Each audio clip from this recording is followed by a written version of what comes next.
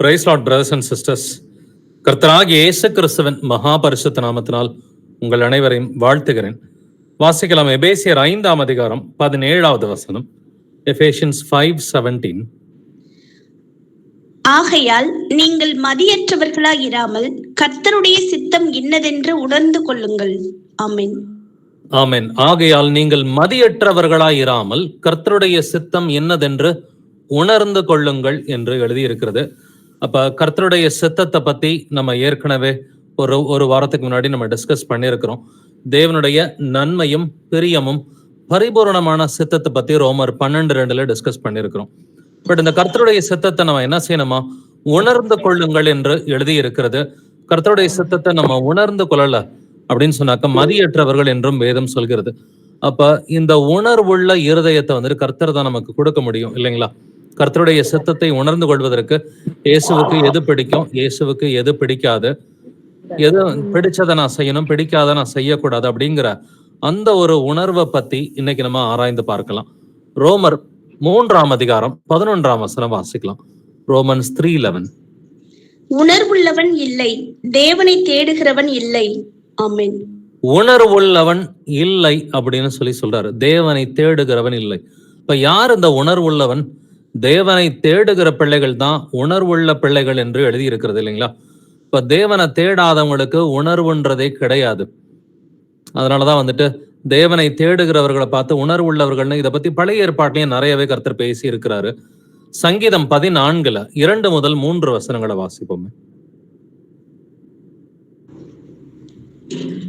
தேவனை தேடுகிற உணர்வுள்ளவன் உண்டோ என்று பார்க்க கர்த்தர் பரலோகத்திலிருந்து மனுபுத்திரரை கண்ணோக்கினார். எல்லாரும் வழிவிலகி ஏகமாய் கெட்டு போனார்கள், நன்மை செய்கிறவன் இல்லை, ஒருவனாகிலும் இல்லை. ஆமென்.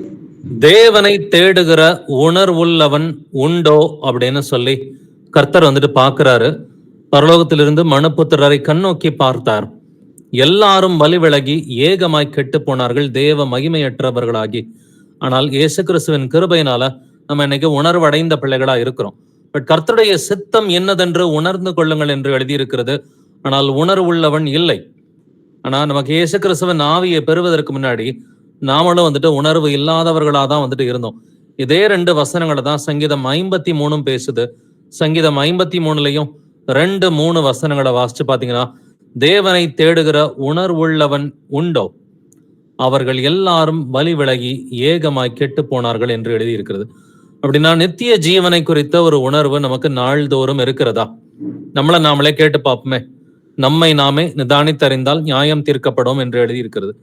நித்திய ஜீவனை குறித்த ஒரு உணர்வு எனக்கு இருக்குதா? பரிசுத்தத்தை குறித்த ஒரு உணர்வு எனக்கு இருக்கிறதா? என்னுடைய குடும்பம் எல்லாம் நல்லா கீழ்ப்படிஞ்சு பரிசுத்தமா இருக்கணும், என்னுடைய குடும்பத்தாருடைய கீழ்ப்படிதலை குறித்த ஒரு உணர்வு இருக்குதா? நான் பாவம் செய்யக்கூடாது, என்னுடைய பழைய பாவங்களை குறித்த உணர்வும், இனி பாவம் செய்யக்கூடாது என்கிற எண்ணமும் இது எனக்கு வந்துட்டு மேலோங்கி இருக்கிறதா? கர்த்தருடைய சித்தம் என்னதுன்னு சொல்லி அறியக்கூடிய அந்த உணர்வு எனக்கு இருக்குதா? 2ஆம் வருகை சமீபமா இருக்கிறதே. இந்த 2ஆம் வருகைக்கு நானும் என் வீட்டாரும் என் சபையாரும் ஆயத்தமாகணும் அப்படிங்கிற அந்த உணர்வு இருக்குதா? வெளிப்படுத்தின விசேஷம் வந்துட்டு புரிந்து கொள்ளக்கூடிய அந்த உணர்வு இருக்குதா? அதை தேடக்கூடிய உணர்வு இருக்குதா?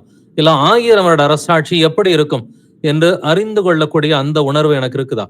தேவன் ஒருவர்னு நம்ம சொல்றோமே, எப்படி ஒருவரா இருக்கிறார், அவரை பற்றி நான் வந்துட்டு தெரிஞ்சுக்கணும் அப்படிங்கிற அந்த உணர்வு இருக்குதா? அந்த உணர்வுக்கு வந்துட்டு நம்ம அந்த பயிற்சி முயற்சி அப்படின்றது ஏதாவது கொடுக்குறோமா? டிசையர்ன்றது எல்லாருக்குமே இருக்கும் பிரதர்ஸ் அண்ட் சிஸ்டர்ஸ். ஆசை கனவுகள் அப்படின்றது எல்லாருக்குமே இருக்கும். இப்படி இருக்கணும், அப்படி இருக்கணும், பரிசுத்தமா இருக்கணும், நித்திய ஜீவனுக்கு போகணுன்ற ஆசையும் கனவுகளும் எல்லோருக்கும் உண்டு. பட் இந்த ஆசையும் கனவும் வந்துட்டு நம்மளை நித்திய ஜீவனுக்கு கொண்டு போகாது. பட் அதற்கு பயிற்சி முயற்சி அப்படின்னு சொல்லி கர்த்தர் எழுதி வைத்திருக்கிறார். எபிரேயர் 5ஆம் அதிகாரத்துல கடைசி வசனத்துல நம்ம வந்துட்டு என்ன வந்துட்டு நாடி செல்கிறோமோ அதற்கு பயிற்சி முயற்சி நம்ம எடுக்கணும். பட் இந்த பயிற்சி முயற்சிக்கு முன்னாடி முதல்ல வசனங்களுக்குரிய ஒரு உணர்வு இருக்கிறதா? என்னுடைய வாழ்க்கைக்குரிய ஒரு உணர்வு இருக்கிறதா? நான் ஆவியின் கனியில இருக்கிறேனா இல்லையான்ற அந்த உணர்வு வந்துட்டு எனக்கு இருக்கிறதா? சோ இந்த உணர்வை பத்தி தான் ஆவியானவர் இன்றைக்கு நமக்கு வந்துட்டு பேசி கொண்டிருக்கிறார். வாசிக்கலாம். சங்கீதம் 107 வசனம் 43. எவன் ஞானமுள்ளவனோ அவன் இவைகளை கவனிக்க கடவன். ஞானவான்கள் கர்த்தருடைய கிருபைகளை உணர்ந்து கொள்வார்கள். ஆமென். ஞானவான்கள் கர்த்தருடைய கிருபைகளை உணர்ந்து கொள்வார்கள்.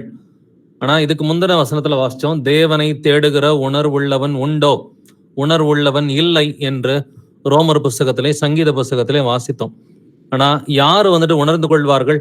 ஞானவான்கள் கர்த்தருடைய கிருபைகளை உணர்ந்து கொள்வார்கள் என்று எழுதியிருக்கிறது. ஆனா துன்மார்க்கரோ கர்த்தருடைய கிருபைகளை உணர மாட்டாங்க. வசனத்தை கேட்டாலுமே அவர்கள் உணர மாட்டார்கள் என்று வேதம் சொல்கிறது. அப்படின்னாக்க நானும் என் வீட்டாரும் என் சபையாரும் நான் வந்துட்டு வசனத்தை உணர்ந்து இருக்கிறேனா? எல்லா வசனத்தையும் உணர்ந்து இருக்கிறேனா? இல்ல எனக்கு வந்துட்டு தேடக்கூடிய காரியம்னு வேதத்துல நிறையவே இருக்குது. இவை எல்லாவற்றையும் நான் தேடி பார்த்திருக்கிறேனா? அதை தேடக்கூடிய ஒரு உணர்வு இருக்குதா? தேடி அறிந்து கொள்ளக்கூடிய ஒரு உணர்வு இருக்கிறதா? நித்திய ஜீவனை குறித்த வந்துட்டு ஒரு செல்ஃப் எக்ஸாமினேஷன் எனக்கு இருக்குதா? இல்ல பரிசுத்தத்தை குறித்த தன்னைத்தானே நிதானித்து அறிகிற அந்த உணர்வு எனக்கு இருக்கிறதா? நானும் என் வீட்டாரும் கர்த்தருக்குள்ளார வந்துட்டு கரெக்டா தான் இருக்கிறோமா இல்லையா அப்படிங்கிற ஒரு உணர்வு இருக்குதா? கர்த்தருடைய சித்தத்தை நான் ஒவ்வொரு காரியத்திலையும் நான் தேடுறேனா இல்லையா? என்னுடைய சரீரத்தை நான் ஜீவ பலியா நான் கொடுத்துக்கிட்டு இருக்கிறேனா இல்லையா? இந்த உணர்வு நமக்கு எப்பொழுதுமே இருக்கணும். தானியேல் 12ஆம் அதிகாரம் 10ஆம் வசனம் வாசிக்கலாம். தானியேல் 12:10. அநேகர் சுத்தமும் வெண்மையும் ஆக்கப்பட்டு புடமிடப்பட்டவர்களாய் விளங்குவார்கள். துன்மார்க்கரோ துன்மார்க்கமாய் நடப்பார்கள். துன்மார்க்கரில் ஒருவனும் உணரான், ஞானவான்களோ உணர்ந்து கொள்வார்கள். ஆமென். துன்மார்க்கரில் ஒருவனும் உணரான். துன்மார்க்கர் துன்மார்க்கமா தான் நடப்பாங்க, ஞானவான்களோ உணர்ந்து கொள்வார்கள் என்று எழுதியிருக்கிறது. இப்ப பரிசுத்தமாயிருக்கிறவன் இன்னும் பரிசுத்தமாகட்டும், நீதி செய்கிறவன் இன்னும் நீதி செய்யட்டும். ஆனால் வந்துட்டு அநியாயம் செய்கிறவன் இன்னும் அநியாயம் செய்யட்டும் என்று எழுதியிருக்கிறது. துன்மார்க்கரில் ஒருவனும் கர்த்தருடைய கிருபை வரங்களை உணர மாட்டான், ஆனா ஞானவான்களோ உணர்ந்து கொள்வார்கள். பட் இந்த வசனத்தை உணர்கிறத குறித்து இயேசு கிறிஸ்து புதிய ஏற்பாடுல ரொம்ப டீடைல்டாவே பேசியிருக்கிறாருங்க. மத்தேயு 13ஆம் அதிகாரம் 19ஆம் வசனம் வாசிக்கலாம். மேத்யூ 13:19. ஒருவன் ராஜ்யத்தின் வசனத்தை கேட்டும் உணராதிருக்கும் போது பொல்லாங்கன் வந்து அவன் இருதயத்தில் விதைக்கப்பட்டதை பறித்து கொள்ளுகிறான். அவனே வழியருகே விதைக்கப்பட்டவன். ஆமென். இந்த வழி அருகே விதைக்கப்பட்டவர்களை நீங்க கவனிச்சு பாருங்க. ராஜ்யத்தின் வசனத்தை கேட்டும், சபைக்கு போய் காதுல வந்துட்டு வசனங்களை கேட்டும் உணராது இருக்கும் பொழுதுதான் என்ன நடக்குது? பொல்லாங்கன் வந்து அவன் இருதயத்தில் விதைக்கப்பட்டதை பறித்து கொள்ளுகிறான். விதை வந்துட்டு என்னது? விதை தேவனுடைய வசனம் என்று எழுதி இருக்கிறது இல்லைங்களா? அப்ப தேவனுடைய வசனமாகிய விதையை வந்துட்டு ஒரு மனுஷனுடைய இருதயத்திலிருந்து பொல்லாங்கன் பிசாசு வந்துட்டு புடுங்கிட்டு போறான்னா அது எதுனாலன்னு பாத்தீங்கன்னா, வசனத்தை காதுல கேட்டோம் உணர்வு இல்லாம இருக்கிறாங்க இல்லையா? அப்ப வசனத்தை வாசிக்கும் பொழுது எப்படிங்க வாசிக்கணும்? உணர்வு பூர்வமா வசனத்தை வாசிக்கணும். வசனத்தை காதுல கேட்கும் பொழுது எப்படி கேட்கணும்? உணர்வு பூர்வமா காதுல வந்துட்டு கேட்கணும் இல்லைங்களா? அப்ப அந்த உணர்வு இல்லைன்னு சொன்னா அந்த வசனம் உங்களுக்கு பிரயோஜனப்படாது. ஸோ இந்த என்டையர் பைபிள் ஸ்டடியை இந்த மத்தேயு 13ஆம் அதிகாரத்துல சில முக்கியமான வசனங்களை அடிப்படையாக கொண்டுதான் வந்துட்டு இருக்குது. இயேசு கிறிஸ்து பரலோக ராஜ்யத்தின் பத்தி ஓமைகளை வந்துட்டு அவர் எடுத்து கூறி இருக்கிறார். அதுல விதை விதைக்கிற ஓமையில வந்துட்டு இந்த வசனத்தை உணரணும்னு சொல்லி சொல்றார். அப்ப அந்த வசனத்தை இன்னைக்கு பொய் சொல்லக்கூடாது, கெட்ட வார்த்தை சொல்லக்கூடாது, இப்படி எல்லாம் வசனங்கள் இருக்குது. பட் இதை எத்தனை பேர் உணர்ந்து இருக்கிறார்கள்? வசனத்தை உணர்ந்தா மட்டும்தான் வந்துட்டு அதற்கேற்ற முயற்சி பயிற்சி இருக்கும். ஸோ நமக்கு முதல்ல என்ன தேவை? வசனத்தை காதுல கேட்கும் பொழுது உணரணும் இல்லைங்களா? இப்ப ஆவியின் கனின்னு சொல்லி நம்ம 100கணக்கான முறை கேட்டிருப்போம். பட் அந்த உணர்வு நமக்குள்ளார இருக்குதா? நான் இதுல வளரணும் அப்படின்ற உணர்வு இருக்குதா? பரிசுத்தமா இருந்தாதான் கர்த்தரை தரிசிக்க முடியும். பரிசுத்தம் இல்லைனாக்கா ஒருவரும் கர்த்தரை தரிசிக்க முடியாது என்று எழுதி இருக்கிறது. அப்படின்னாக்கா அந்த பரிசுத்தத்தை நோக்கி போகிற அந்த ஒரு எண்ணம் உணர்வு எனக்கு இருக்கிறதா? ஏன்னா ராஜ்யத்தின் வசனத்தை கேட்டுமே ஒருவன் உணராமல் இருக்கும் பொழுது பிசாசு வந்து அவனுடைய இருதயத்துல இருக்கிற அந்த வசனத்தையே தூக்கிட்டு போயிருவான். இவர்கள் தான் வழி அருகே விதைக்கப்பட்டவர்கள். ஆனால் பலன் கொடுக்கிறவர்கள் எப்படி இருப்பார்கள்ன்றதை கவனிச்சு பார்க்கலாம். மத்தேயு 13:23 வாசிக்கலாம். நல்ல நிலத்தில் விதைக்கப்பட்டவனோ வசனத்தை கேட்கிறவனும் உணர்கிறவனுமாய் இருந்து 100ஆகவும் 60ஆகவும் 30ஆகவும் பலன் தருவான் என்றார். ஆமென். நல்ல நிலத்தில் விதைக்கப்பட்டவன் எப்படி இருப்பான்? வசனத்தை கேட்கிறவனும் உணர்கிறவனுமாய் இருந்து. அப்ப நீங்கள் வசனத்தை கேட்கிறவர்களாய் மாத்திரம் இல்லாமல் அதன்படி செய்கிறவர்களாயும் இருங்கள் அப்படின்னு சொன்னா, முதல்ல செயலுக்கு முன்னாடி என்ன இருக்கணும்? வசனத்தை கேட்கும் பொழுது ஒரு உணர்வு வந்துட்டு இருக்கணும். அந்த வசனத்தின்படி நம்ம நடக்கிறோமா இல்லையா? நடக்கலைனாக்க நமக்கு உண்மையிலேயே அந்த கில்ட்டி ஃபீலிங் இருந்துதான் ஆகணும். நடக்கலைனாக்கா ஆண்டவரே என்னை மன்னிச்சிருங்க அப்படின்னு அந்த மனம் திரும்புதல் வந்துட்டு நமக்கு வேணும். அப்படின்னா வசனத்தை நம்ம கேட்கும் பொழுதெல்லாம் உணர்வு பூர்வமா கேட்கிறோமா, இல்ல கத்தோலிக்க சபையில பூசை பார்த்த மாதிரி ஒவ்வொரு முறையும் வந்துட்டு பூசை பார்த்துட்டு திரும்பி போவாங்க இல்லைங்களா? ஒரு உணர்வே இல்லாம வந்துட்டு பூசை பார்த்துட்டு 1 மணி நேரம் வந்துட்டு ஒரு கடமைக்காக பூசை பார்த்துட்டு போவாங்க. அந்த மாதிரி இருக்கிறோமா? நம்மை நாமே நிதானித்து அறிவோம். ஏன்னா இப்ப இந்த 8 மணி கால் கேட்கறது மட்டும் இல்ல பிரதர்ஸ் அண்ட் சிஸ்டர்ஸ், நாம வசனத்தை வாசிக்கும் பொழுது, வீட்டுல தனிப்பட்ட முறையில வசனங்களை வாசிக்கும் பொழுது எப்படி வாசிக்கிறோம் அப்படின்றத யோசிச்சு பாருங்க. பேருக்கு இன்னைக்கு ஒரு 2 அதிகாரம் படிக்கணும்னு நம்ம வாசிக்கிறோமா, இல்ல அந்த வசனங்களை உணர்வு பூர்வமா நம்ம வாசிக்கிறோமா? காதல கேட்கும் பொழுதும் உணர்கிறவனா இருக்கணும், வாசிக்கும் பொழுதும் உணர்கிறவனா இருக்கணும்னு சொல்லி கர்த்தர் சொல்றாரு. அப்பொழுதுதான் 100ஆகவும் 60ஆகவும் 30ஆகவும் பலன் தர முடியும். எந்த அளவுக்கு உணர்றோமோ அந்த அளவுக்கு பலன் கொடுக்கிற பிள்ளைகளா இருப்போம். இப்ப நம்ம வந்துட்டு 30 மடங்கு நம்ம வந்துட்டு 30% உணர்ந்தாக்க 30 டைம்ஸ் வந்துட்டு பலன் கொடுக்கலாம். இல்ல வசனத்தை 60% உணர்ந்தாக்க 60 டைம்ஸ் வந்துட்டு பலன் கொடுக்கலாம். இல்ல வசனத்தை 100% உணர்ந்தோம்னு சொன்னாக்க நம்ம வந்துட்டு 100 மடங்கா பலன் கொடுக்க முடியும்னு சொல்லி கர்த்தர் சொல்றார். அப்படின்னா வசனத்தை கேட்கிறவர்களா மாத்திரம் இல்லாம அதை வந்துட்டு உணர்கிற பிள்ளைகளா நம்ம இருக்கணும்னு சொல்லி கர்த்தர் வந்துட்டு விருப்பப்படுறார். தொடர்ந்து மத்தேயு 13ஆம் அதிகாரத்துல 13 முதல் 15 வசனங்களை வாசிக்கலாம். அவர்கள் கண்டும் காணாதவர்களாயும் கேட்டும் கேளாதவர்களாயும் உணர்ந்து கொள்ளாதவர்களாயும் இருக்கிறபடியினால் நான் உவமைகளாக அவர்களோடே பேசுகிறேன். ஏசாயாவின் தீர்க்க தரிசனம் அவர்களிடத்தில் நிறைவேறுகிறது. அதாவது, காதார கேட்டும் உணராதிருப்பீர்கள், கண்ணார கண்டும் அறியாதிருப்பீர்கள். இந்த ஜனங்கள் கண்களினால் காணாமலும் காதுகளினால் கேளாமலும் இருதயத்தினால் உணர்ந்து மனந்திரும்பாமலும் நான் அவர்களை ஆரோக்கியமாக்காமலும் இருக்கும்படியாக அவர்கள் இருதயம் கொளுத்திருக்கிறது. காதால் மந்தமாய் கேட்டு தங்கள் கண்களை மூடிக்கொண்டார்கள் என்பதே. ஆமென். இந்த 3 வசனத்தை நல்லாவே கவனிச்சுக்கங்க பிரதர்ஸ் அண்ட் சிஸ்டர்ஸ். ஏன்னா ஒரு சிலர் வந்துட்டு உணர்வு இல்லாம வந்துட்டு பலன் கொடுக்காம இருக்கிறாங்க, ஒரு சிலர் உணர்ந்து பலன் கொடுக்குறாங்கன்றதுக்கு இந்த உணர்வுன்ற வார்த்தை இந்த 3 வசனத்திலயுமே வந்திருக்குது. 13, 14, 15 இந்த 3 வசனங்களையும் உணர்வுன்ற வார்த்தை இருக்குது.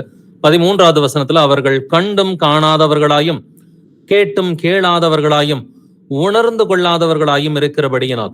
அப்ப இந்த உணர்வுன்றது எங்க இருக்கும்? இருதயத்துலதான் இருக்கும். கண்ணு பாக்குது, காது கேக்குது, ஆனா இருதயம் உணரலன்னு சொல்லி கர்த்தர் சொல்றார். அதனாலதான் நான் ஓமைகளாக அவர்களோட பேசுகிறேன்னு சொல்லி கர்த்தர் சொல்றார். 14வது வசனத்துல ஏசாயாவும் இதைத்தான் சொல்லி இருக்கிறான்னு சொல்லிட்டு, காதார கேட்டும் உணராதிருப்பீர்கள், கண்ணார கண்டும் அறியாதிருப்பீர்கள் அப்படிங்கிறார். இதைத்தான் நம்ம வந்துட்டு வழி அருகே விதைக்கப்பட்டவர்களுக்கு வாசித்தோம். ராஜ்யத்தின் வசனத்தை கேட்டும் உணராதிருக்கும் போது பொல்லாங்கன் வந்து வசனத்தை எடுத்துட்டு போயிடுவான் இல்லைங்களா?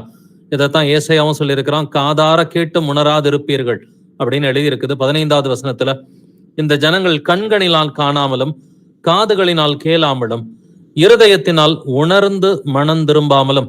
உணர்ந்துட்டா என்ன ஆகும்? மனம் திரும்புதல் வந்துட்டு வரும். அதன் பிறகுதான் கனி கொடுக்கறது எல்லாமே வந்துட்டு. முதல்ல வந்துட்டு அந்த உணர்வுள்ள இருதயத்தை கர்த்தர் நமக்கு கொடுக்கணும். ஆனா இவங்க வந்துட்டு என்ன செய்யறாங்க? இருதயத்தினால் உணர்ந்து மனம் திரும்பாமலும் நான் அவர்களை ஆரோக்கியமாக்காமலும் இருக்கும்படியாக அவர்கள் இருதயம் கொழுத்திருக்கிறது அப்படிங்கிறாரு. ஏன் உணர்வு இல்ல? இருதயம் கொழுத்து இருந்துச்சுனாக்க உணர்வு இருக்காது பிரதர்ஸ் அண்ட் சிஸ்டர்ஸ். நீங்க கூட அநேகருக்கு சுவிசேஷம் அறிவிப்பீங்க. எவ்வளவோ அறிவிச்சாலும் வந்துட்டு ஒரு உணர்வுன்றது அவங்களுக்கு இருக்கவே இருக்காது. காரணம் என்னன்னு நினைச்சீங்கன்னாக்க அவங்களுடைய இருதயம் வந்துட்டு கொழுத்து இருக்கிறது. அதனாலதான் காதால் மந்தமாய் கேட்டு தங்கள் கண்களை மூடிக்கொள்கிறார்கள் அப்படின்னு சொல்லி கர்த்தர் சொல்றார். உணர்வு ஒரு சிலருக்கு இன்னும் ஏன் இல்லைனாக்க இருதயம் கொழுத்து இருக்கிறது. இதுதான் வந்துட்டு காரணம். மார்க் 4ஆம் அதிகாரத்துல 10ல இருந்து 12 வசனங்களை வாசிச்சு. ஜனங்கள் திரளாய் இருந்தபடியால் மார்க் 4ல 10ல இருந்து 12. அவர் தனித்திருக்கிறது 12ரோடும் கூட அவரை சூழ்ந்திருந்தவர்கள் இந்த ஊமையை குறித்து அவரிடத்தில் கேட்டார்கள். அதற்கு அவர், தேவனுடைய ராஜ்யத்தின் ரகசியத்தை அறியும்படி உங்களுக்கு அருளப்பட்டது, புறம்பே இருக்கிறவர்களுக்கோ இவைகள் எல்லாம் ஊமைகளாக சொல்லப்படுகிறது. அவர்கள் குணப்படாதபடிக்கு பாவங்கள் அவர்களுக்கு மன்னிக்கப்படாதபடிக்கும் அவர்கள் கண்டும் காணாதவர்களாகவும் கேட்டும் உணராதவர்களாகவும் இருக்கும்படி இப்படி சொல்லப்படுகிறது என்றார். அவர்கள் குணப்படாதபடிக்கும் பாவங்கள் அவர்களுக்கு மன்னிக்கப்படாதபடிக்கும். நல்லா கவனிச்சுங்க, உணராதவங்களுக்கு பாவங்கள் மன்னிக்கப்படாதுன்னு கர்த்தர் சொல்றார். 4:12 வந்துட்டு, மார்க் 4:12 அவர்கள் குணப்படாதபடிக்கும் பாவங்கள் அவர்களுக்கு மன்னிக்கப்படாதபடிக்கும் அவர்கள் கண்டும் காணாதவர்களாயும் கேட்டும் உணராதவர்களாயும் இருக்கும்படி இப்படி சொல்லப்படுகிறது. அப்ப ஒருத்தருக்கு வசனத்தை காதல கேட்டும் உணர்வு இல்லை, பொய் சொல்லக்கூடாதுன்னு வசனம் இருக்குது, ஆனாலும் உணர்வே இல்லாம பொய் சொல்றாங்க. கெட்ட வார்த்தை சொல்லக்கூடாதுன்னு வசனம் இருக்குது, அதை காதல கேட்டும் தொடர்ந்து கெட்ட வார்த்தை பேசுறாங்க. ஒரு ஸ்திரியை நீ இச்சையோட பார்க்க கூடாதுன்னு எழுதியிருக்கு, தொடர்ந்து அதை செய்யறாங்க. சினிமா பார்க்கறது கர்த்தருக்கு பிடிக்காது, நாடகம் பார்க்கறது கர்த்தருக்கு பிடிக்காது, இல்ல வந்துட்டு கிரிக்கெட் பார்க்கறதோ இல்ல கேளிக்கை நிகழ்ச்சிகளோ கர்த்தருக்கு பிடிக்காதுன்னு தெரியும். அதை கேட்டுமே உணர்வு இல்லாதவர்களா வந்துட்டு இன்னமும் ஒரு சிலர் வந்துட்டு செஞ்சுக்கிட்டு தான் வந்துட்டு இருக்கிறாங்க. கேட்டா இதெல்லாம் ஒரு பெரிய தப்பா பிரதர், அப்படின்னா எல்லாரையுமே கர்த்தர் நரகத்துல போட்டுருவாரு அப்படின்ற ஒரு மெத்தனமான எண்ணத்துல வந்துட்டு அநேகர் உணர்வு இல்லாதவர்களா தான் வந்துட்டு இருக்கிறாங்க. கர்த்தர் ஆனா என்ன சொல்றாரு, அவர்களுடைய பாவங்கள் மன்னிக்கப்படுவதில்லை அப்படிங்கிறார். இப்ப நாம எப்படி இருக்கணும்? நம்ம வசனத்தை கேட்கிற பிள்ளைகளா, உணர்வடைகிற பிள்ளைகளா, மனம் திரும்புகிற பிள்ளைகளா இருந்தா மட்டும்தான் 30, 60, 100 பலன் கொடுக்க முடியும். வாசிக்கலாம். மார்க் 7ஆம் அதிகாரம் 14வது வசனத்தை வாசிக்கலாம். பின்பு அவர் ஜனங்கள் எல்லாரையும் வரவழைத்து அவர்களை நோக்கி, நீங்கள் எல்லாரும் எனக்கு செவி கொடுத்து உணருங்கள். இயேசு கிறிஸ்து என்ன சொல்றாருன்னு பாத்தீங்களா? நீங்கள் எல்லாரும் எனக்கு செவி கொடுத்து உணருங்கள் அப்படிங்கிறார். முதல்ல வசனத்தை புரிஞ்சு கொண்டார். இயேசு கிறிஸ்து சொல்றது இதுதாங்க, நம்முடைய கர்த்தர் சொல்றது இதுதான். முதல்ல நான் சொல்றதை கேட்டு நீ முதல்ல புரிஞ்சுக்கோ. புரிஞ்சுக்கிட்டேனாக்கா அதன் பிறகு மனம் திரும்பலாம், அதன் பிறகு வந்துட்டு நம்ம கனி கொடுக்கிற பிள்ளைகளா மாற முடியும். நீங்கள் எல்லாரும் எனக்கு செவி கொடுத்து உணருங்கள். அந்த உணருங்கள்ன்ற வார்த்தையை நல்லாவே பிடிச்சுக்குங்க. மத்தேயு 15வது அதிகாரத்துல 10 முதல் 11 வசனங்களை வாசிப்போம். பின்பு அவர் ஜனங்களை வரவழைத்து அவர்களை நோக்கி, நீங்கள் கேட்டு உணருங்கள். வாய்க்குள்ளே போகிறது மனுஷனை தீட்டுப்படுத்தாது, வாயிலிருந்து புறப்படுகிறதே மனுஷனை தீட்டுப்படுத்தும் என்றார். ஆமென். அவன் இயேசு கிறிஸ்து ஓமைகளாவே பேசிக்கிட்டு இருக்கிறாரு. அப்போஸ்தலர்களுக்கு ஒண்ணுமே புரியல. ஆண்டவரே எங்களுக்கு வந்துட்டு விளக்கி சொல்லுங்க அப்படின்றதெல்லாம் இந்த அதிகாரத்துல எழுதப்பட்டிருக்கும். இயேசு கிறிஸ்து என்ன சொல்றாரு? பின்பு அவர் ஜனங்களை வரவழைத்து அவர்களை நோக்கி என்ன சொல்றாரு? நீங்கள் கேட்டு உணருங்கள் அப்படிங்கிறார். எக்ஸ்பிளனேஷன் எல்லாம் கொடுக்கறதுக்கு முன்னாடி அவர் முதல்ல சொல்றது என்னது? நீங்க முதல்ல கேளுங்க, கேட்டு உணருங்கள். ஏன் மார்க் 7க்கும் மத்தேயு 15க்கும் பேக் அண்ட் ஃபோர்த் போறோம்னா, இது ரெண்டுமே பேரலல் சாப்டர்ஸ். மார்க் 7 மத்தேயு 15 பேரலான சாப்டர்ஸா இருக்குது. அதனாலதான் இந்த உணருங்கள் அப்படின்ற வார்த்தை இந்த 2 சாப்டர்லயும் அதிகமா வருது. இயேசு கிறிஸ்து அடிக்கடி சொல்றது வந்துட்டு, சொல்றதை கேட்டு உணர்வடைஞ்சுக்கோ அப்படின்னு சொல்லி சொல்றார். உணர்வடைஞ்சா மட்டும்தான் மனம் திரும்ப முடியும். மனம் திரும்பினா மட்டும்தான் பாவங்கள் மன்னிக்கப்படும். பாவங்கள் மன்னிக்கப்பட்டா மட்டும்தான் வந்துட்டு பரிசுத்த ஆவியானவர் நம்முடனே கூட இடைபடுவார். பரிசுத்த ஆவியானவர் இல்லைன்னு சொன்னாக்க நம்மளால எதுவுமே செய்ய முடியாது. சோ முதல்ல வசனங்களை கேட்டு உணர்வடையணும்னு சொல்லி கர்த்தர் நம்மிடம் வந்துட்டு சொல்கிறார். அப்ப நீங்க எந்த வசனம் கேட்டாலும் முதல்ல உணர்வு பூர்வமா கேட்கணும். கொஞ்சம் அந்த வசனத்தை வந்துட்டு உணர்வு பூர்வமா அதை புரிஞ்சுக்கிட்டு நம்ம வாழ்க்கைக்கு அப்ளை பண்ணணும். ஏன்னா அந்த வசனம் எல்லாம் யாருக்கோ சொல்லப்படுறது கிடையாது. பைபிள்ல இருக்கிற 31,000 வசனமும் எனக்கு எழுதப்பட்டது அப்படிங்கிற அந்த எண்ணம் வேணும். வசனங்களை கேட்டுட்டு, பிரதர் இந்த வசனம் இந்த பிரதருக்கு கரெக்டா இருக்கும் இல்லையா, இந்த வசனம் இந்த சிஸ்டருக்கு பொருந்தது அப்படின்னு சொல்லி மற்றவங்களுக்கு வசனத்தை கம்பேர் பண்ணி பார்க்க கூடாது. மற்றவர்களை பார்க்கும் பொழுது அல்ல, தன்னை பார்க்கும் பொழுது மேன்மை பாராட்ட இடம் உண்டு என்று எழுதியிருக்கிறது. அப்படின்னாக்கா முதல் காரியமா நம்ம செய்ய வேண்டியது, இந்த எல்லா வசனங்களும் எனக்கு எழுதப்பட்டது. இப்போ உணர்வடையணும்னா யாரு உணர்வடையணும்? நான் உணர்வடையணும். வசனத்தை காதல கேட்கிறவனா மட்டும் இல்லாம, காதல கேட்கும் பொழுது உணர்வு பூர்வமா நான் கேட்கிறேன் அந்த வசனத்தை வந்துட்டு, இல்ல வாசிக்கும் பொழுது உணர்வு பூர்வமா வாசிக்கிறேனா இல்ல பேருக்கு வாசிக்கிறேனா? இன்னைக்கு 2 சாப்டர் முடிக்கணும், இன்னைக்கு 5 சாப்டர் முடிக்கணும்னு சொல்லி பேருக்கு நான் வசனத்தை வாசிக்கிறேனா இல்ல உணர்வு பூர்வமா இந்த வசனங்களை வந்துட்டு வாசிக்கிறேன்னு சொல்லி நம்மை நாமே நிதானிக்கிறவர்களா இருப்போம். தொடர்ந்து மார்க் 7:18 வாசிக்கலாம். அதற்கு அவர், நீங்களும் இவ்வளவு உணர்வில்லாதவர்களா? புறம்பே இருந்து மனுஷனுக்குள்ளே போகிறதென்றும் அவனை தீட்டுப்படுத்த மாட்டாதென்று நீங்கள் அறிந்து கொள்ளவில்லையா? ஆமென். இயேசு கிறிஸ்து என்ன கேட்கிறாரு? அதற்கு அவர், நீங்களும் இவ்வளவு உணர்வில்லாதவர்களா அப்படின்ற கேள்வியை கேட்கிறார்.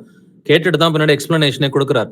அப்படின்னா முதல்ல வந்துட்டு வசனங்களை வந்துட்டு காதல கேட்கும் பொழுது உணரணும். அவங்க காதல கேட்டு உணராததுனாலதான் வந்துட்டு ஆண்டவர் இந்த கேள்வியவே கேட்கிறார். நீங்களும் எவ்வளவு உணர்வு இல்லாதவர்களா? நம்ம ஒரு சிலர்கிட்ட கேட்போம்ல, உனக்கு ஒண்ணுமே புரியலையா, உணர்வே இல்லையா அப்படின்னு கேட்போம் இல்லைங்களா? அதேதான் இயேசு கிறிஸ்துவும் கேட்கிறார். உங்களுக்கு உணர்வே இல்லையா? இவ்வளவு தூரம் உங்களுக்கு நான் பேசிக்கிட்டே வரேன், உங்களுக்கு உணர்வே இல்லையான்னு சொல்லி கேட்கிறார். இதை தொடர்ந்து இன்னும் கொஞ்சம் பெருசாவே நம்ம படிச்சு பார்க்கலாம். மத்தேயு 15 முதல் 20 வசனங்களை வாசிப்போம். அப்பொழுது அவரை நோக்கி, இந்த ஓமையை எங்களுக்கு வெளிப்படுத்த வேண்டும் என்றான். அதற்கு இயேசு, நீங்களும் இன்னும் உணர்வில்லாதவர்களாய் இருக்கிறீர்களா? வாய்க்குள்ளே போகிறதெல்லாம் வயிற்றில் சென்று ஆசன வழியாய் கழிந்து போம் என்பதை நீங்கள் இன்னும் அறியவில்லையா? வாயிலிருந்து புறப்படுகிறவைகள் இருதயத்திலிருந்து புறப்பட்டு வரும். அவைகளை மனுஷனை தீட்டுப்படுத்தும். எப்படியெனில், இருதயத்திலிருந்து பொல்லாத சிந்தனைகளும், கொலை பாதகங்களும், விபச்சாரங்களும், வேசித்தனங்களும், களவுகளும், பொய் சாட்சிகளும், தூஷணங்களும் புறப்பட்டு வரும். இவைகளை மனுஷனை தீட்டுப்படுத்தும். கை கழுவாமல் சாப்பிடுகிறது மனுஷனை தீட்டுப்படுத்தாது என்றார். ஆமென். இயேசு கிறிஸ்து சொல்லிய ஓமைய அவர் எக்ஸ்பிளைன் பண்றதுக்கு முன்னாடி முதல்ல அவர் என்ன கேட்கிறாரு? பேதுரு வந்துட்டு எக்ஸ்பிளனேஷன் கேட்கிறார் இல்லைங்களா? பேதுரு அவரை நோக்கி இந்த ஓமையை எங்களுக்கு வெளிப்படுத்த வேண்டும் அப்படின்னு சொல்லி கேட்கிறார். கேட்கும் பொழுது இயேசு கிறிஸ்துவின் பதில் எப்படி இருக்கிறது? நீங்களும் இன்னும் உணர்வில்லாதவர்களாய் இருக்கிறீர்களா? இது கூட பாப்பா உனக்கு புரியல. வெளியில இருந்து புறப்பட்டு வர்றது உனக்கு தீட்டுப்படுத்தாது, உள்ள இருந்து வெளியில போறதுதான் தீட்டுப்படுத்தும்னு நான் சொன்னேன்னு உனக்கு இது கூடவா புரியலன்னு சொல்லி கொஞ்சம் கடிஞ்சுக்கிட்டு தான் எக்ஸ்பிளனேஷன் கொடுக்கிறார். பின்னாடிதான் எக்ஸ்பிளனேஷன் இருதயத்திலிருந்து பொல்லாத சிந்தனைகளும் தூஷணங்களும் புறப்பட்டு வரும்னு சொல்லி எக்ஸ்பிளனேஷன் கொடுக்குறாரு. பட் முதல்ல வந்துட்டு நம்ம என்ன செய்யணும்? உணர்வுள்ளவர்களா இருந்தோம்னு சொன்னா நமக்கு புரியும். அப்ப அந்த வசனங்கள் ரொம்ப இம்பார்ட்டன்ட்டு. எதையுமே நம்ம வந்துட்டு ஒரு கடமைக்கு செய்யாம வசனம் வாசிக்கிறதையோ, இல்ல காதுல கேட்கறதையோ, ஜெபிக்கிறதையோ, இல்ல வந்துட்டு ஞாயிற்றுக்கிழமை கூடுகை பண்றதோ, இல்ல வீட்டு கூடுகை வந்துட்டு நீங்க வந்துட்டு செய்யற காரியங்கள், இல்ல ஃபேமிலிக்குள்ளார ஃபேமிலி ப்ரேயர் பண்றது, இல்ல ஃபேமிலிக்குள்ளார பைபிள் ஸ்டடி பண்றது, இது எதையுமே வந்துட்டு கடமைக்கு வந்துட்டு செய்யாம உணர்வு உள்ளவர்களா இதை செஞ்சோம்னா நமக்கு என்ன தெரியும்? கர்த்தருடைய சித்தத்தை முதல்ல உணர்ந்து கொள்வோம். கர்த்தருடைய சித்தத்தை உணர்ந்துகிட்டோம்னா அதை செஞ்சா ஆண்டவரே நன்றி ஆண்டவரேன்னு சொல்லலாம், செய்யலைன்னா ஆண்டவரே என்ன மன்னிச்சிருங்க ஆண்டவரே அப்படின்னு சொல்லிட்டு கர்த்தருடைய சித்தத்தை வந்துட்டு நம்ம தேடுகிற பிள்ளைகளா வந்துட்டு இருக்கணும்னு தான் அவருடைய விருப்பமா இருக்கிறது. பட் இன்னொரு எக்ஸாம்பிள்லையும் பார்க்கலாம். இப்ப இந்த மத்தேயு 15 மார்க் 7 பார்த்துட்டோம். இது ரெண்டுலையுமே வந்துட்டு முதல்ல பாரம்பரியத்தை பத்தி கர்த்தர் பேசுறாரு. அதன் பிறகு வந்துட்டு வெளியே இருந்து உள்ளே வருவது, உள்ளே இருந்து வெளியே போவது, இந்த ஓமையை வந்துட்டு பேசுறாரு. பட் இன்னொரு சிச்சுவேஷன்லயும் அவரு உணர்வை பத்தி தான் பேசுறார். மத்தேயு 16 அதிகாரம் 6 முதல் 7 வசனங்களை வாசிப்போம். இயேசு அவர்களை நோக்கி, பரிசேயர் சதுசேயர் என்பவர்களின் புளித்த மாவை குறித்து எச்சரிக்கையாய் இருங்கள் என்றார். நாம் அப்பங்களை கொண்டு வராதபடியால் இப்படி சொல்லுகிறார் என்று அவர்கள் தங்களுக்குள்ளே யோசனை பண்ணி கொண்டார்கள். ஆமென். பரிசேயர் சதுசேயர் என்பவர்களின் புளித்த மாவை குறித்து எச்சரிக்கையா இருங்கள். அப்போஸ்தலர்களுக்கு புரிஞ்சுதான் பாருங்க, புரியல. நல்லா கவனிச்சுக்கங்க. நம்ம முந்தின அதிகாரத்துல பேசினது அப்போஸ்தலர்களை பத்தி. இயேசு கிறிஸ்து கூடவே இருந்த அப்போஸ்தலர்களை பத்தி தான் பேசுறோம். அவர்களுக்கு உணர்வே இல்லாம தான் வந்துட்டு இருந்தாங்கன்றத மத்தேயு 15 மார்க் 7 சொல்லுது. மத்தேயு 16 அவர்களுக்கு உணர்வு இல்லைன்னு சொல்லி தான் சொல்லுது. நம்ம ஏன் ஜாக்கிரதையா இருக்கணும்னா, அப்போஸ்தலர்களே ஒரு காலகட்டத்துல உணர்வு இல்லாம தான் இருந்தாங்க.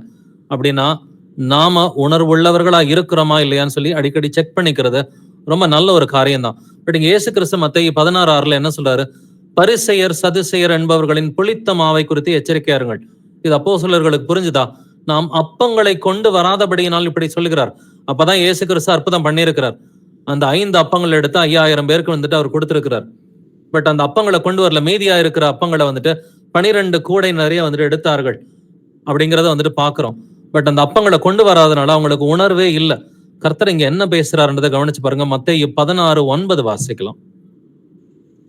இன்னும் நீங்கள் உணரவில்லையா? 5 அப்பங்களை 5000 பேருக்கு பகிர்ந்ததையும் மீதியானதை எத்தனை கூடை நிறைய எடுத்தீர்கள் என்பதையும்.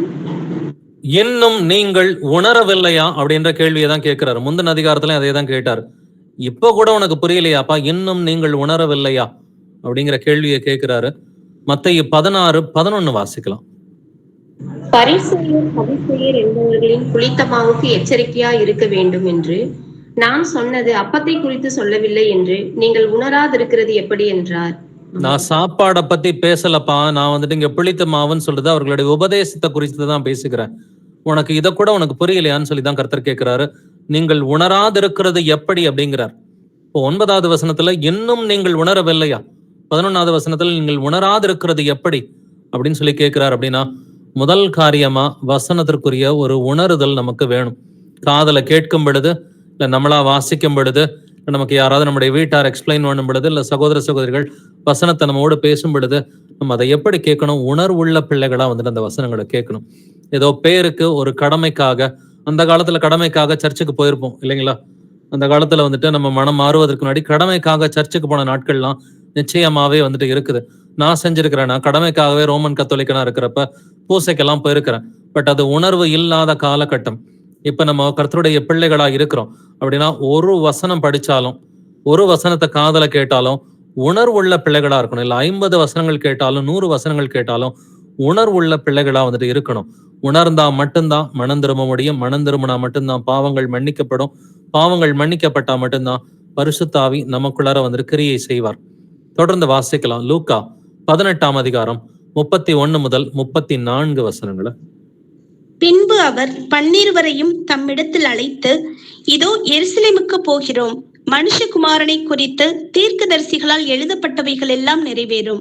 எப்படியெனில் அவர் புறஜாதியார் இடத்தில் ஒப்பு கொடுக்கப்பட்டு பரியாசமும் நிந்தையும் அடைந்து துப்பப்படுவார். அவரை வாரினால் அடித்து கொலை செய்வார்கள். 3ஆம் நாளிலே அவர் உயிரோடு எழுந்திருப்பார் என்றார். இவைகளில் ஒன்றையும் அவர்கள் உணரவில்லை. அவைகளின் பொருள் அவர்களுக்கு மறைவாய் இருந்தது. அவர் சொன்னவைகளை அவர்கள் அறிந்து கொள்ளவில்லை. ஆமென். நல்லா கவனிச்சு பாருங்க. அப்போஸ்தலர்கள் இயேசு கிறிஸ்து சொன்னது சுத்தமாவே அவங்களுக்கு புரியல. இவைகளில் ஒன்றையும் அவர்கள் உணரவில்லை என்று 34வது வசனம் சொல்லுது. அவர் சொன்னவைகளை அவர்கள் அறிந்து கொள்ளவும் இல்லை. என்ன சொன்னார் அப்படி? ஏதோ அவர் மறைவா சொன்னாரா? அவர் 12 தம்மிடத்தில் அழைத்து, 31வது வசனம் சொல்லுது, 12 தம்மிடத்தில் அழைத்து, இதோ எருசலேமுக்கு போகிறோம். டைரக்டா தான் பேசுறார். மனுஷகுமாரனை குறித்து தீர்க்கதரிசிகளால் எழுதப்பட்டவைகள் எல்லாம் நிறைவேறும். எப்படியெனில் அவர் புறஜாதியாரிடத்தில் ஒப்பு கொடுக்கப்பட்டு பரியாசமும் நிந்தையும் அடைந்து துப்பப்படுவார். ரொம்ப டைரக்டா தான் பேசுறாரு. ஏதோ அவர் மறைச்செல்லாம் எதுவுமே பேசல. அவரை வாரினால் அடித்து கொலை செய்வார்கள். டைரக்டா தான் என்ன கொலை செய்வாங்கன்னு சொல்லி சொல்றார். 3ஆம் நாளிலே அவர் உயிரோடு எழுந்திருப்பார். எல்லாமே டைரக்டா தான் இயேசு கிறிஸ்து பேசுறாரு. ஆனா அப்போஸ்தலர்களுக்கு என்ன நடக்குது? இவைகளில் ஒன்றையும் அவர்கள் உணரவில்லை. ஏதோ பாதி புரிஞ்சு பாதி புரியலன்னா கூட பரவாயில்ல. இவைகளில் ஒன்றையும் அவர்கள் உணரவில்லை. அவர் சொன்னவைகளை அவர்கள் அறிந்து கொள்ளவும் இல்லை. ஏன்னா அவர்களுடைய இருதயம் கடினப்பட்டு இருந்தது என்று வேதம் சொல்கிறது. அப்படின்னா இப்போ ஒரு 3-4 எக்ஸாம்பிள்ஸ் பார்த்துட்டோம் இல்லைங்களா? மத்தேயு 15ஆம் அதிகாரத்திலையும் மார்க் 7ஆம் அதிகாரத்திலையும் வந்துட்டு இயேசு கிறிஸ்து சொன்னதை அப்போஸ்தலர்கள் புரிஞ்சுக்கல. ஏன்னா அவங்களுக்கு உணர்வு இல்லைன்னு கர்த்தர் வந்துட்டு திட்டுறாரு. 16ஆம் அதிகாரத்திலையும் வந்துட்டு பிழித்த மாவை குறித்து பேசும் பொழுது, உங்களுக்கு இது கூடவா புரியல, உங்களுக்கு உணர்வு இல்லையான்னு சொல்லி கேட்கிறார். லூக்கா 18லயும் வந்துட்டு நான் மரிக்க போறேன், 3ஆம் நாளில் உயிர் தேடுவேன் அப்படின்னு டைரக்டா தான் பேசுறார். அதுவும் அவர்களுக்கு உணர்வு இல்லைங்க. அப்போஸ்தலர்களுக்கு உணர்வு இல்லை. அப்படின்னாக்க நாம உணர்வுள்ளவர்களா இருக்கிறோமான்னு சொல்லி ஒரு விசை நம்மை நாமே நிதானிக்கிறவர்களா இருப்போம். நித்திய ஜீவனை குறித்த உணர்வு எனக்கு எப்பொழுதும் இருக்கிறதா? இல்ல எங்கிட்டாவது கொஞ்சம் காம்ப்ரமைஸ் பண்ணிக்கிறேனா? பரிசுத்தத்தை குறித்த உணர்வு எனக்கு எப்பொழுதும் இருக்கிறதா? என்னுடைய குடும்பத்தாருடைய கீழ்ப்படுதலை குறித்து, என்னுடைய குடும்பத்தார் கர்த்தரை பெரியப்படுத்துகிற காரியத்தை குறித்து நான் எப்பொழுதும் உணர்வுள்ள சகோதரனா சகோதரியா இருக்கிறேனா? பாவத்தை குறித்த ஒரு உணர்வு இருக்குதா? கர்த்தருடைய சித்தத்தை வந்துட்டு அவருடைய நன்மையும் பிரியமும் பரிபூரணமான சித்தத்தை அறிந்து கொள்ளக்கூடிய அந்த உணர்வு எனக்கு இருக்கிறதா? எப்பொழுது வந்துட்டு என்னுடைய சரீரத்தை ஜீவ பலியா நான் கொடுக்கறதுக்கு, தேவனுக்கு பரிசுத்தமும் பிரியமுமான ஜீவ பலியா கொடுக்கறதுக்கு நான் ரெடியா இருக்கிறேனா? அந்த உணர்வு எனக்கு இருக்குதா? 2ஆம் வருகைக்குரிய அந்த சிந்தனையும் உணர்வும் எனக்கு இருக்குதா? இல்ல வந்துட்டு பைபிள்ல இருக்கிற ரகசியங்களை அறிந்து கொள்ளக்கூடிய அந்த உணர்வு எனக்கு இருக்குதா? அட்லீஸ்ட் தேடக்கூடிய உணர்வாவது இருக்குதா? வெளிப்படுத்தின விசேஷமோ, 1000 வருட அரசாட்சியோ, இல்ல தேவன் ஒருவர் என்பத காரியத்தை குறித்தோ, இல்ல வந்துட்டு ஆவையின் கணில பிராக்டிக்கலா நடக்கிற காரியத்தை குறித்து, இதெல்லாம் குறித்து இருதயம் உணர்வுள்ளதா வந்துட்டு இருக்குதா? இல்ல பரவாயில்லப்பா, இதெல்லாம் வேலையில வந்துட்டு சகஜம்தான், வேலை பார்க்கறப்பெல்லாம் ஆவியின் கனியோட இருக்க முடியாது, வேலை பார்க்கறப்பெல்லாம் வந்துட்டு எல்லா நேரத்திலையும் கோபப்படாம எரிச்சல் படாமலாம் இருக்க முடியாதுன்னு சொல்லி காம்ப்ரமைஸ் பண்றோமா? நம்மை நாமே நிதானிக்கிறவர்களா இருப்போம். சரி, அப்போஸ்தலர்களை பார்த்துட்டோம். ஒரு 3-4 எக்ஸாம்பிள்ல அவர்களுக்கு உணர்வு இல்லைன்றதை நம்ம பார்த்துட்டோம். பட் ஏன் உணர்வு இல்லை அப்படின்ற ரீசனை தெரிஞ்சுக்கலாம். மார்க் 6ஆம் அதிகாரம் 52வது வசனத்தை வாசிக்கலாம். அவர்களுடைய இருதயம் கடினமுள்ளதாய் இருந்தபடியினால் அப்பங்களை குறித்து அவர்கள் உணராமல் போனார்கள். ஆமென். ஏன் அப்பங்களை குறித்து உணராமல் போனார்கள்? அவர்களுடைய இருதயம் கடினமுள்ளதா இருந்தபடியினால். அப்போஸ்தலர்களுடைய இருதயம் கடினமுள்ளதா இருந்துச்சுங்க. அப்போஸ்தலர்களுடைய இருதயம் கடினமுள்ளதா இருந்துச்சுன்னு சொல்லி ஆவியானவரை எழுதி இருக்கிறார் இல்லைங்களா? அதனாலதான் அப்பங்களை குறித்து இயேசு கிறிஸ்து பிழித்த மாவை குறித்து பேசும் பொழுது இவங்க பிழித்த மாவு உபதேசம்ன்றதை யோசிக்காம அவங்க என்ன யோசிச்சுட்டு இருந்தாங்க? வசனத்துக்கே தப்பான அர்த்தத்தோட இருக்கிறாங்க. இன்னைக்குமே வந்துட்டு அநேகர் கர்த்தருடைய வசனங்களுக்கு தவறான அர்த்தத்தை கொண்டுதான் இருக்கிறாங்க. கர்த்தரை வந்துட்டு பில்டிங்ல தான் ஆராதிக்கணும் அப்படின்ற மாதிரி தவறான எண்ணங்கள் இருக்கிறது. இல்ல தேவன் 3 பேரா இருக்கிறாரு, இல்ல ஞானஸ்நானம் வந்துட்டு டைட்டில் எடுத்துக்கலாம். அதே போல வெளிப்படுத்தின விசேஷத்துக்குரிய அர்த்தம் புரியாமலோ, இன்னைக்கு என்ன காலகட்டத்துல இருக்கிறோம் அப்படின்ற அந்த ஒரு உணர்வு இல்லாம இன்னைக்கு அநேக கிறிஸ்தவர்கள் வசனத்தை காதுல கேட்டும் உணர்வு இல்லாம தாங்க இருக்கிறாங்க. ஏன்னா அவர்களுடைய இருதயம் கடினப்பட்டிருந்தது. இன்னைக்குமே போதகர்களுடைய இருதயமும் அநேக கிறிஸ்தவர்களுடைய இருதயமும் கடினப்பட்டு தான் இருக்குது. தொடர்ந்து வாசிக்கலாம். மார்க் 8ஆம் அதிகாரம் 17ஆவது வசனம். இயேசு அதை அறிந்து அவர்களை நோக்கி, உங்களிடத்தில் அப்பங்கள் இல்லாதபடியினால் நீங்கள் யோசனை பண்ணுகிறது என்ன? இன்னும் சிந்தியாமலும் உணராமலும் இருக்கிறீர்களா? இன்னும் உங்கள் இருதயம் கடினமாய் இருக்கிறதா? இயேசு கிறிஸ்து தெளிவாவே இங்க ஆன்சர் சொல்றார். இன்னும் சிந்தியாமலும் உணராமலும் இருக்கிறீர்களா? அப்ப எப்பங்க வந்துட்டு உணர முடியும்? சிந்திக்கணும் இல்லையா? இப்ப கர்த்தருடைய வசனத்தை நம்ம சிந்திக்கும் பொழுதுதான் உணர முடியும். அப்ப கர்த்தர் வந்துட்டு அவருடைய வசனங்கள் எழுதியிருக்கிறாரு, பொய் சொல்லக்கூடாது, பொய் சொன்னா பிசாசு தான், அவன் பொய்யனும் பொய்க்கு பிதாவுமா இருக்கிறான் அப்படின்னு அந்த வசனத்தை சிந்திக்கணும் இல்லைங்களா? அவருடைய வசனத்தை இரவும் பகலும் தியானிப்பவன் பாக்கியவான் என்று எழுதியிருக்கிறது. அவருடைய வசனத்தை சிந்திக்கணும், உணரணும். இன்னும் சிந்தியாமலும் உணராமலும் இருக்கிறீர்களா? இன்னும் உங்கள் இருதயம் கடினமா இருக்கிறதான்னு கேட்கிறார். இப்ப கர்த்தருக்கு ரீசன் எல்லாம் தெரியும். அவங்க சிந்திக்கவே இல்லை, அவர் சொன்னதை வந்துட்டு அவங்க மைண்ட்ல ஏத்திக்கவே இல்லை, அதனாலதான் அவங்களுக்கு உணர்வு இல்லை. உங்களுடைய இருதயம் வந்துட்டு கடினமா இருக்கிறதான்னு சொல்லி தெளிவாவே கேள்வி கேட்கிறார் இல்லைங்களா? அவர்களுடைய இருதயம் வந்துட்டு கடினமா இருந்ததுனாலதான் அவங்களுக்கு வசனத்திற்குரிய ஒரு உணர்வே இல்லை. அப்படின்னா அதனாலதான் ஆவியானவர் எழுதுறாரு வந்துட்டு, உங்களுடைய இருதயத்தை கடினப்படுத்தாதிருங்கள் என்று எழுதியிருக்கிறது இல்லைங்களா? இன்று என்று சொல்லும் அளவும் உங்களுடைய இருதயத்தை கடினப்படுத்தாதிருங்கள். ஆவியானவர் வந்துட்டு பேசும் பொழுது இருதயத்தை கடினப்படுத்த வேண்டாம் என்று நீங்க எபிரேயர் 3ஆம் அதிகாரத்திலையும் எபிரேயர் 4ஆம் அதிகாரத்திலையும் தொடர்ந்து வாசிச்சு பாத்தீங்கன்னா 3:13 இருந்து 4:13 வரைக்கும் இருதயத்தை கடினப்படுத்தாத அப்படின்னு தான் வந்துட்டு எழுதியிருக்கு. பட் எதனால வசனம் பிரயோஜனப்படாம போகுது? நம்ம மத்தேயு 13 படிச்ச வந்துட்டு, வழி அருகே விதைக்கப்பட்டவர்கள் எப்படி இருக்கிறாங்க? வசனத்தை கேட்கிறவர்களா இருந்தும் அதை உணராமல் இருக்கிறபடியினால் பொல்லாங்கன் வந்து வசனத்தை தூக்கிட்டு போயிடுறான் இல்லைங்களா? ஆனா பயன் கொடுக்கிறவர்கள் எப்படி இருக்கிறாங்க? வசனத்தை வந்துட்டு அவங்க காதல கேட்டு அதை உணர்ந்த பிறகுதான் 30, 60, 100 அவர்கள் கனி கொடுக்கிற பிள்ளைகளா இருக்கிறார்கள். தொடர்ந்து வாசிக்கலாம். யோவான் 12ஆம் அதிகாரம் 40ஆம் வசனம். அவர்கள் கண்களினால் காணாமலும் இருதயத்தினால் உணராமலும் குணப்படாமலும் இருக்கும்படிக்கும், நான் அவர்களை ஆரோக்கியமாக்காமல் இருக்கும்படிக்கும் அவர்களுடைய கண்களை அவர் குருடாக்கி அவர்கள் இருதயத்தை கடினமாக்கினார் என்றான். ஆமென். அவர்கள் இருதயத்தை கடினமாக்கினார். கர்த்தர் கடினமாக்குறது கிடையாது, கடினமாகும்படி கையெழுத்து விட்டு விட்டார். பார்வோன் இருதயத்தை கடினமாக்கினார்னு எழுதியிருக்கு. அவன் இருதயம் கடினப்படும்படி கர்த்தர் அவனை கையெழுத்து விட்டு விட்டாருன்னு தான் அர்த்தம். கர்த்தர் ஒருத்தர் நல்லவராகவும் ஒருத்தர் கெட்டவராகவும் படைக்கிறது இல்லைங்க. அவர் வந்துட்டு பொம்மலாட்டம் செய்யற மாதிரி வந்துட்டு ஒருத்தரை நல்லவராகவும் ஒருத்தரை கெட்டவராகவும் கர்த்தர் படைக்கிறவர் இல்லை. கர்த்தர் நல்லவர் எப்பொழுதுமே. அவர் நீதிபரர் அப்படின்றத நம்ம புரிஞ்சுக்கணும். அவர்கள் இருதயத்தை கடினமாக்கினார்னாக்க கடினமாகும்படி அவர் கையெழுத்து விட்டு விட்டார் என்று அர்த்தம். அப்படின்னா ஒரு சிலருக்கு கண்ணால பார்த்தோம், பைபிள்ல வந்துட்டு கண்ணில் அவங்க படிக்கிறாங்க, இருதயத்துல வந்துட்டு உணராம இருக்கிறாங்க, காதல கேட்கிறாங்க, ஆனாலும் ஒரு உணர்வு இல்லை. காரணம் என்னன்னா, இருதயம் கொழுத்திருக்கிறது, இருதயம் கடினமா இருக்கிறது. இதை ஆவியானவர் திரும்ப திரும்ப வந்துட்டு பல வசனங்களை எழுதி இருக்கிறார். ரோமர் முதல் அதிகாரம் 21ஆவது வசனத்தை வாசிக்கலாம். அவர்கள் தேவனை அறிந்தும் அவரை தேவன் என்று மகிமைப்படுத்தாமலும் ஸ்தோத்தரியாமலும் இருந்து தங்கள் சிந்தனைகளினாலே வீணரானார்கள். உணர்வில்லாத அவர்களுடைய இருதயம் இருளடைந்தது. ஆமென். உணர்வு இல்லாத அவர்களுடைய இருதயம் எப்படிப்பட்டதா இருக்குதுங்க? உணர்வுன்றதே இல்ல. உணர்வே இல்லாத அவர்களுடைய இருதயம் இருள் அடைந்தது என்று எழுதியிருக்கிறது. ஒரு இடத்துல கடினமாச்சுன்னு எழுதியிருக்கு, இந்த இடத்துல இருள் அடைந்தது என்று எழுதியிருக்கிறது. ஏன்னாக்க தேவனை அறிந்தும் அவரை தேவன் என்று மகிமைப்படுத்தாமல் எப்படிங்க தேவன் சொல்லி மகிமைப்படுத்துவீங்க? நம்முடைய கிரியையினாலதான் மகிமைப்படுத்த முடியும். வசனம் தெரியும், வசனத்துக்கு கட்டுப்பட்டு நடந்தாதான் தேவனை மகிமைப்படுத்துகிறோம்னு சொல்லி அர்த்தம். வசனத்துக்கு கட்டுப்பட்டு நடக்கலனா தேவனை மகிமைப்படுத்தவே இல்லைன்னு சொல்லி அர்த்தம். அப்ப பொய் சொல்லக்கூடாது, கெட்ட வார்த்தை சொல்லக்கூடாது, டிவி பார்க்க கூடாது, இதெல்லாம் தெரியும். தெரிஞ்சுமே வந்துட்டு அதை தொடர்ந்து செஞ்சுக்கிட்டு இருந்தோம் அப்படின்னு சொன்னா தேவனை அறிந்தும் தேவனை மகிமைப்படுத்தல. ஒரு சிலர் இன்னும் பரியாசம் பண்றதெல்லாம் விடவே மாட்டேன்றாங்க. வம்பும் புத்தியினமான பேச்சும் பரியாசமும் தகாதவைகள், ஸ்தோத்திரம் செய்தலை தகும் என்று எழுதியிருக்கிறது. பரியாசம் பண்ணக்கூடாதுன்றது நல்லாவே தெரியும். தெரிஞ்சுமே பரியாசம் பண்ணாக்க தேவனை அறிந்தும் தேவனை அவர்கள் மகிமைப்படுத்தவில்லை, ஸ்தோத்திரம் செய்யவில்லை என்று எழுதியிருக்கிறது. ஆனா காலப்போக்கில் என்ன ஆகும்? உணர்வில்லாத அவர்களுடைய இருதயம் என்ன நடக்குமா? இருள் அடைந்தது. ஃபர்ஸ்ட் உணர்வு இல்லாம இருக்கும், பின்னாடி இருள் அடைஞ்சிரும். அப்ப இருள் இருக்கிற இடத்துல ஒளி வராது இல்லையா? ரோமர் 1:31 வாசிக்கலாம்.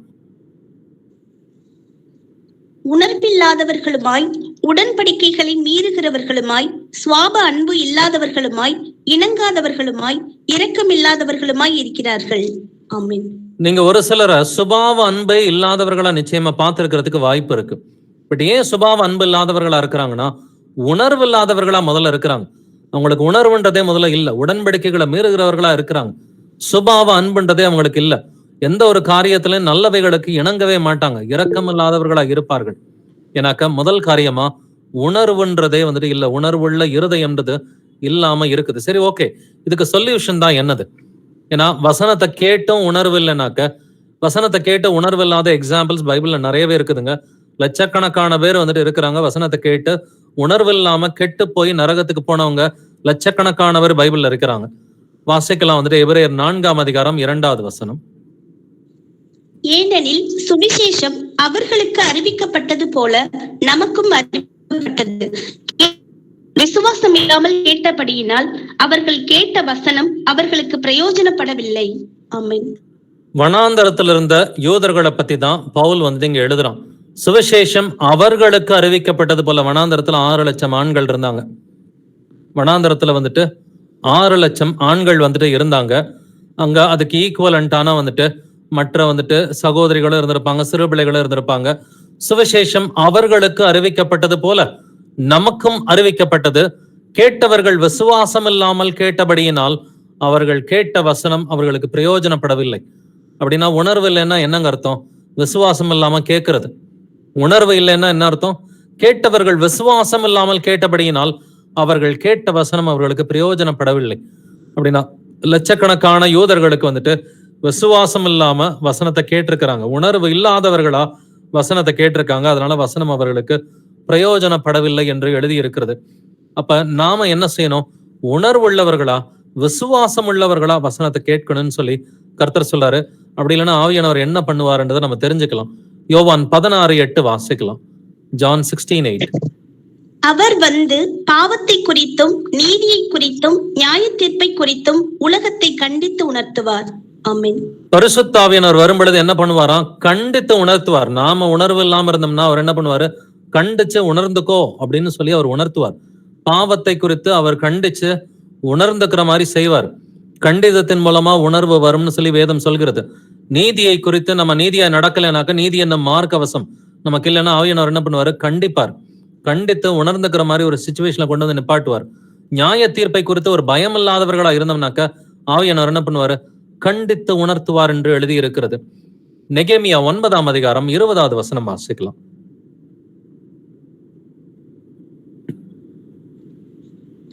அவர்களுடைய அறிவை உணர்த்த உம்முடைய நல் ஆவியை கட்டளையிட்டீர். அவர்கள் வாய்க்கு உம்முடைய மன்னாவை அருளி அவர்கள் தாகத்துக்கு தண்ணீரை கொடுத்தீர். ஆமென். அவர்களுக்கு அறிவை உணர்த்த உம்முடைய நல் ஆவியை கட்டளையிட்டீர். அப்ப அறிவை உணர்த்தப்படணும் அப்படின்னா, வசனங்கள் உணர்த்தப்படணும்னா என்ன பண்ணணும்? முதல்ல ஒரு நல் ஆவி வேணும். ஏன்னா போதிக்கக்கூடிய ஒரு நல் ஆவி வேணும். வரங்கள் 9 வரங்கள் இருக்கு இல்லைங்களா? 1 கொரிந்தியர் 12 அதுல வந்துட்டு முதல் வரம் என்னது? ஞானத்தை போதிக்கும் வசனம். 2வது வரம் என்னது? அறிவை உணர்த்தும் வசனம். அந்த அறிவை உணர்த்தும் வசனம். இப்ப யாராவது பரிசுத்த ஆவியின் துணையோட அறிவை உணர்த்துற மாதிரி போதிக்கணும். அவர்களுக்கு அறிவை உணர்த்த உம்முடைய நல் ஆவியை கட்டளையிட்டீர். அப்ப கர்த்தருடைய ஆவியோட வந்துட்டு நல் ஆவியோட யாராவது ஒருத்தர் அறிவை உணர்த்துக்கிற மாதிரி, கர்த்தருடைய அறிவை உணர்த்துக்கிற மாதிரி போதிக்கணும். ஆனா கேட்கிறவர்கள் எப்படி கேட்கணும்? விசுவாசம் உள்ளவர்களா, உணர்வுள்ளவர்களா கேட்கணும்னு சொல்லி வேதம் சொல்கிறது. யோபு 32:8 வாசிக்கலாம்.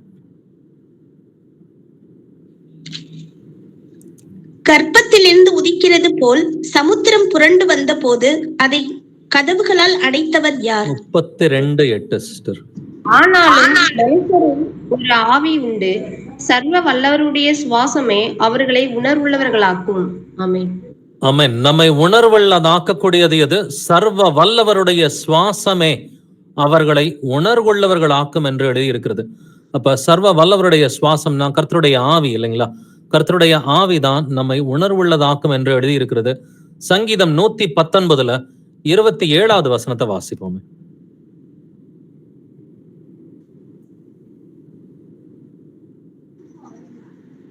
உமது கட்டளைகளின் வழியை எனக்கு உணர்த்தி அருளும், அப்பொழுது உமது அதிசயங்களை தியானிப்பேன். ஆமென். உமது கட்டளைகளின் வழியை எனக்கு உணர்த்தி அருளும்னு சொல்லி நம்ம சங்கீதக்காரனை போல கேட்கறதுக்கு நாம ரெடியா? உணர்வு எப்போ வரும்? கேட்டா மட்டும்தான் வந்துட்டு வரும் இல்லைங்களா? ஏன்னா உணர்வுள்ள ஆவிய கர்த்தர் மட்டும்தான் கொடுக்க முடியும். அது யாருக்கு கொடுப்பாரு? கேட்கிறவங்களுக்கு தான் கொடுப்பாரு. கேளுங்கள் உங்களுக்கு கொடுக்கப்படும். என்னத்தை கேட்க சொல்லி இருக்கிறாரு? பரிசுத்த ஆவியை தான் கேட்க சொல்லி இருக்கிறாரு. இப்போ உணர்வுள்ள ஆவியை வந்துட்டு நாம தான் கேட்கணும். உமது கட்டளைகளின் வழியை எனக்கு உணர்த்தி அருளும்னு சொல்லி கர்த்தர்ட்ட அந்த உணர்வுள்ள இருதயத்தை நம்ம கேட்கணும். ஏன்னா உணர்வுன்றது இங்கிலீஷ்ல பாத்தீங்கன்னா அண்டர்ஸ்டாண்டிங் அப்படின்னு சொல்லிதான் இருக்கு.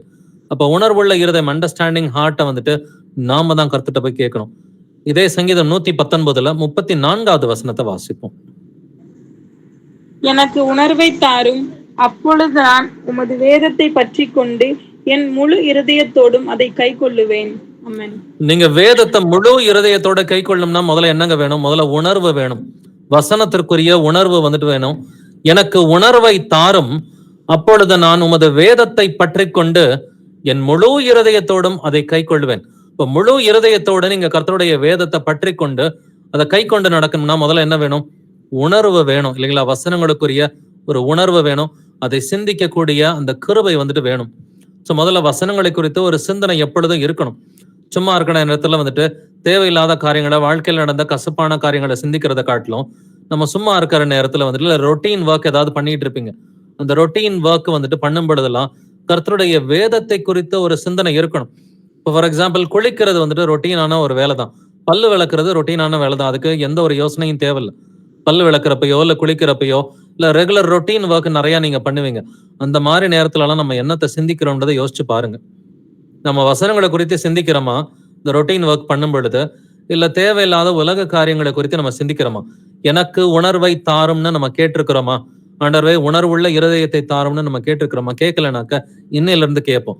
எனக்கு உணர்வை தாரும், அப்பொழுது நான் உமது வேதத்தை பற்றி கொண்டு என் முழு இருதயத்தோடும் அதை கை கொள்வேன். அப்படின்னா நீங்க முழு இருதயத்தோட கை கொள்றதுக்கு முன்னாடி முதல்ல வேதத்தை பற்றி கொள்ளணும். வேதத்தை பற்றி கொள்றதுக்கு முன்னாடி முதல்ல வந்துட்டு உணர்வுள்ள இருதயம் நமக்கு வேணும். இதே சங்கீதம் 119 73வது வசனத்தை வாசிக்கலாம். உம்முடைய கரங்கள் என்னை உண்டாக்கி என்னை உருவாக்கிற்று, உம்முடைய கற்பனைகளை கற்றுக்கொள்ள என்னை உணர்வுள்ளவனாக்கும். ஆமென். உம்முடைய கற்பனைகளை கற்றுக்கொள்ள என்னை உணர்வுள்ளவனாக்கும் என்று சங்கீதக்காரன் கேட்டிருக்கிறான் இல்லைங்களா? ஆண்டவரே உடைய வசனங்கள்லாம் எனக்கு புரியல, அதை புரிஞ்சுக்கிறதுக்கும் அதை கத்துக்கிறதுக்கும் என்னை உணர்வுள்ளவனாக்கும் அப்படின்ற விஷயத்த நாம தான் கேட்கணும் இல்லைங்களா? ஆண்டவரே எனக்கு இந்த வசனங்கள்லாம் புரிய மாட்டேங்குது, இந்த காரியங்கள்லாம் எனக்கு புரிய மாட்டேங்குது, எனக்கு உணர்வுள்ள இருதயத்தை கொடுங்கன்னு சொல்லி நம்ம கேட்டாதான் அவர் கொடுப்பார். இதே சங்கீதம் 119 104வது வசனத்தை வாசிக்கலாம். உமது கட்டளைகளால் உணர்வடைந்தேன், ஆதலால் எல்லா பொய் வழிகளையும் வெறுக்கிறேன். ஆமென். உமது கட்டளைகளால் உணர்வடைந்தேன். அப்ப நம்ம எப்படிங்க உணர்வடைய முடியும்? இயேசு கிறிஸ்துவின் கட்டளைகளால மட்டும்தான் உணர்வடைய முடியும். உணர்வடைஞ்சா மட்டும்தான் 30, 60, 100 பலன் கொடுக்க முடியும். மத்தேயு 13 வந்துட்டு ரொம்ப கிளியரா இருக்குது. உணர்வடைஞ்சாக்க பலன் கொடுப்போம். உணர்வடையலைன்னா பிசாசு வந்து இருதயத்துல இருக்கிற வசனத்தை தூக்கிட்டு போயிடுவான். சோ பிசாசு இருதயத்துல தூக்கிட்டு போறதுக்கும் பலன் கொடுக்கறதுக்கும் டிஃபரன்ஸ் ஒன்னே ஒண்ணுதான். உணர்வுள்ளவர்களா நம்ம இருக்கிறோமா, உணர்வு இல்லாதவர்களா இருக்கிறோமா? உணர்வுள்ளவர்களா இருந்தா அந்த வசனம் பலன் கொடுக்கும். உணர்வு இல்லைனாக்க பிசாசு வசனத்தை தூக்கிட்டு போயிடுவான். சங்கீதம் 119 130வது வசனத்தை வாசிப்போம். உம்முடைய வசனத்தின் வெளிச்சம் தந்து பேதைகளை உணர்வுள்ளவர்களாக்கும். ஆமென். கர்த்தருடைய வசனங்கள் என்ன செய்யுமா? பேதைகளை கூட உணர்வுள்ளவர்களாக்கும். அப்ப என்ன நான் பேதைன்னு நினைச்சுக்கிட்டா கூட எனக்கு அறிவே இல்ல ஆண்டவரே, எனக்கு ஞானமே இல்ல ஆண்டவரே, எனக்கு ஒண்ணுமே தெரியாது ஆண்டவரே அப்படின்னு சொன்னா கூட கர்த்தருடைய வசனங்கள் நம்மை உணர்வுள்ள பிள்ளைகளா வந்துட்டு மாத்தும்னு சொல்லி எழுதியிருக்கு. அப்படின்னா கர்த்தர்ட்ட நாம தான் கேட்கணும். சங்கீதக்காரன் கேட்டது போல உம்முடைய கட்டளைகளால் உணர்வடைந்தேன் அப்படின்னு சொல்றான். உம்முடைய கற்பனைகளை கற்றுக்கொள்ள என்னை உணர்வுள்ளவன் ஆக்கும், எனக்கு உணர்வை தாரும்னு சொல்லி கேட்கிறான். உமது கட்டளைகளின் வழியை எனக்கு உணர்த்தி அருளும்னு சொல்லி. அப்ப தாவீது கேட்டது போல நாமளும் கேட்டோம்னு சொன்னா உணர்வு அடைய முடியும். அதனாலதான் ஒரு வரத்தையே உணர்வு சார்ந்த வரமா தான் கொடுத்திருக்கிறார். ஞானத்தை போதிக்கும் வசனம், அறிவை உணர்த்தும் வசனம். இந்த 2வது வரமே அறிவை உணர்த்தக்கூடிய ஒரு வரமா தான் வந்துட்டு கர்த்தர் கொடுத்திருக்கிறாரு. அநேகர் உணர்வடையணும்னா யாராவது ஒருத்தர் வந்துட்டு போதிக்கணும். அதனாலதான் சங்கீத இதுல தானியேல் 12வது அதிகாரத்துல நம்ம வாசிச்சோம், அநேகர் உணர்வடைவாங்க, ஆனால் பொல்லாங்கர் துன்மார்க்கர் உணர்வடைய மாட்டாங்கன்னு சொல்லி எழுதி இருக்குது. 1 கொரிந்தியர் 14ஆம் அதிகாரம் 19ஆம் வசனத்தை வாசிக்கலாம். அப்படி இருந்தும் நான் சபையிலே அந்நிய பாஷையில் 10,000 வார்த்தைகளை பேசுகிறதிலும் மற்றவர்களை உணர்த்தும்படி என் கருத்தோடு 5 வார்த்தைகளை பேசுகிறதே எனக்கு அதிக விருப்பமாய் இருக்கும். ஆமென். நான் அந்நிய பாஷையில 10,000 வார்த்தை பேசி மற்றவங்களுக்கு புரியாம போறதை காட்டிலும் மற்றவர்களை உணர்த்தும்படி, அந்த உணர்த்தும்படின்ற வார்த்தையை அண்டர்லைன் பண்ணிக்கோங்க. மற்றவர்களை உணர்த்தும்படி தான் நம்ம பேசணும்.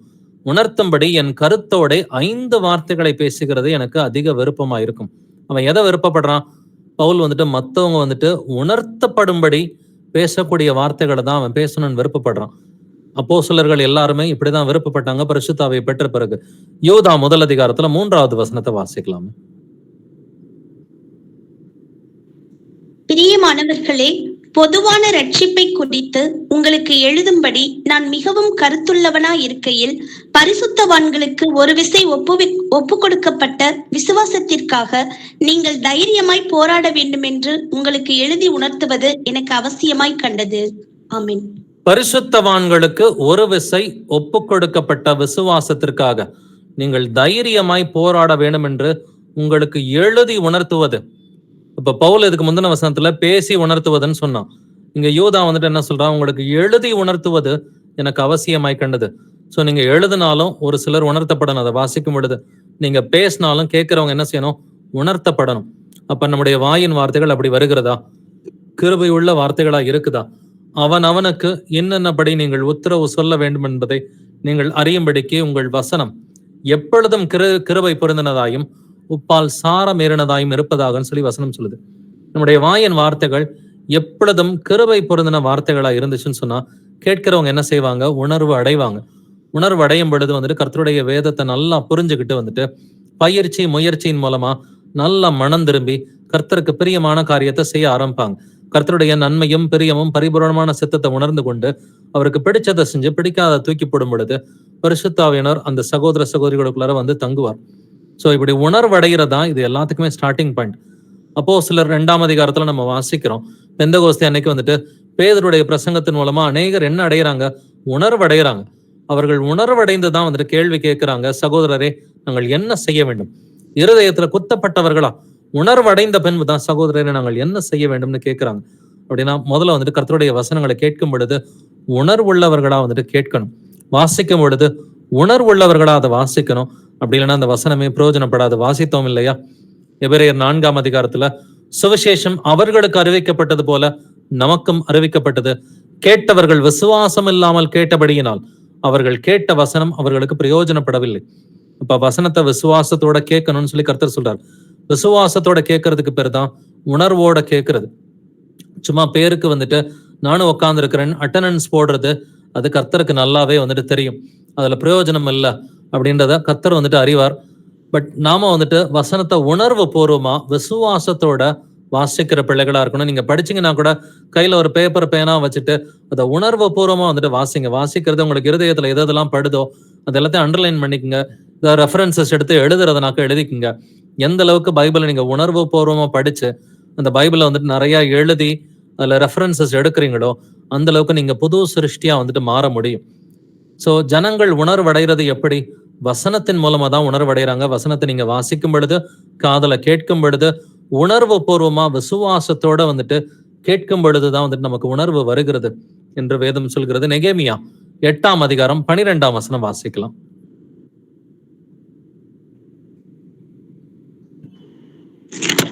அப்பொழுது ஜனங்கள் எல்லாரும் தங்களுக்கு அறிவிக்கப்பட்ட வார்த்தைகளை உணர்ந்து கொண்டபடியால் பொசித்து குடிக்கவும் பங்குகளை அனுப்பவும் மிகுந்த சந்தோஷம் கொண்டாடவும் போனார்கள். ஆமென்.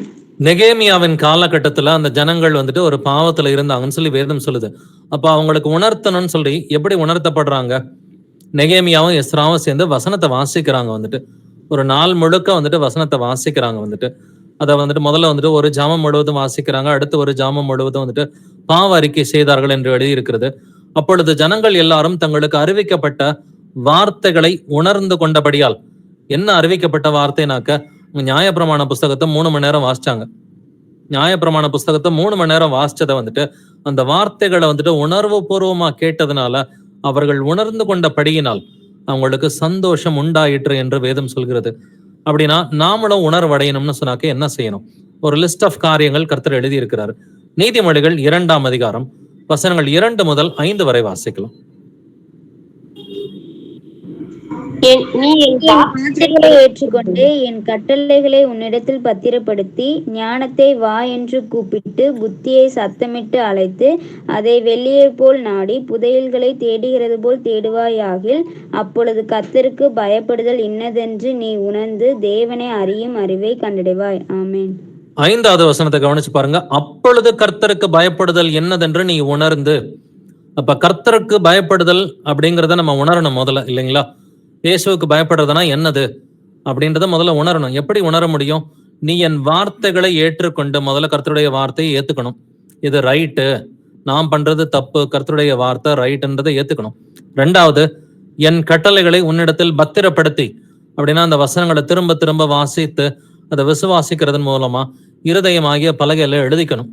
3வது, ஞானத்தை வா என்று கூப்பிட்டு ஜெபத்துல, ஆண்டவரே எனக்கு புரியல ஆண்டவரே, இந்த இருதயத்தை வந்து உணர்வுள்ள இருதயமா மாத்துங்கன்னு சொல்லி ஞானத்தை வா என்று கூப்பிட்டு புத்தியை சத்தமிட்டு அழைத்து, ஆண்டவரே எனக்கு புரியல ஆண்டவரே, எனக்கு புத்தியே இல்லை ஆண்டவரே, சொல்லிக் கொடுங்க ஆண்டவரன் ஜெபத்துல வந்துட்டு சத்தமிட்டு அழைத்து அதை வெள்ளியை போல நாடி புதையல்களை தேடுகிறது போல தேடுவாயாகில்.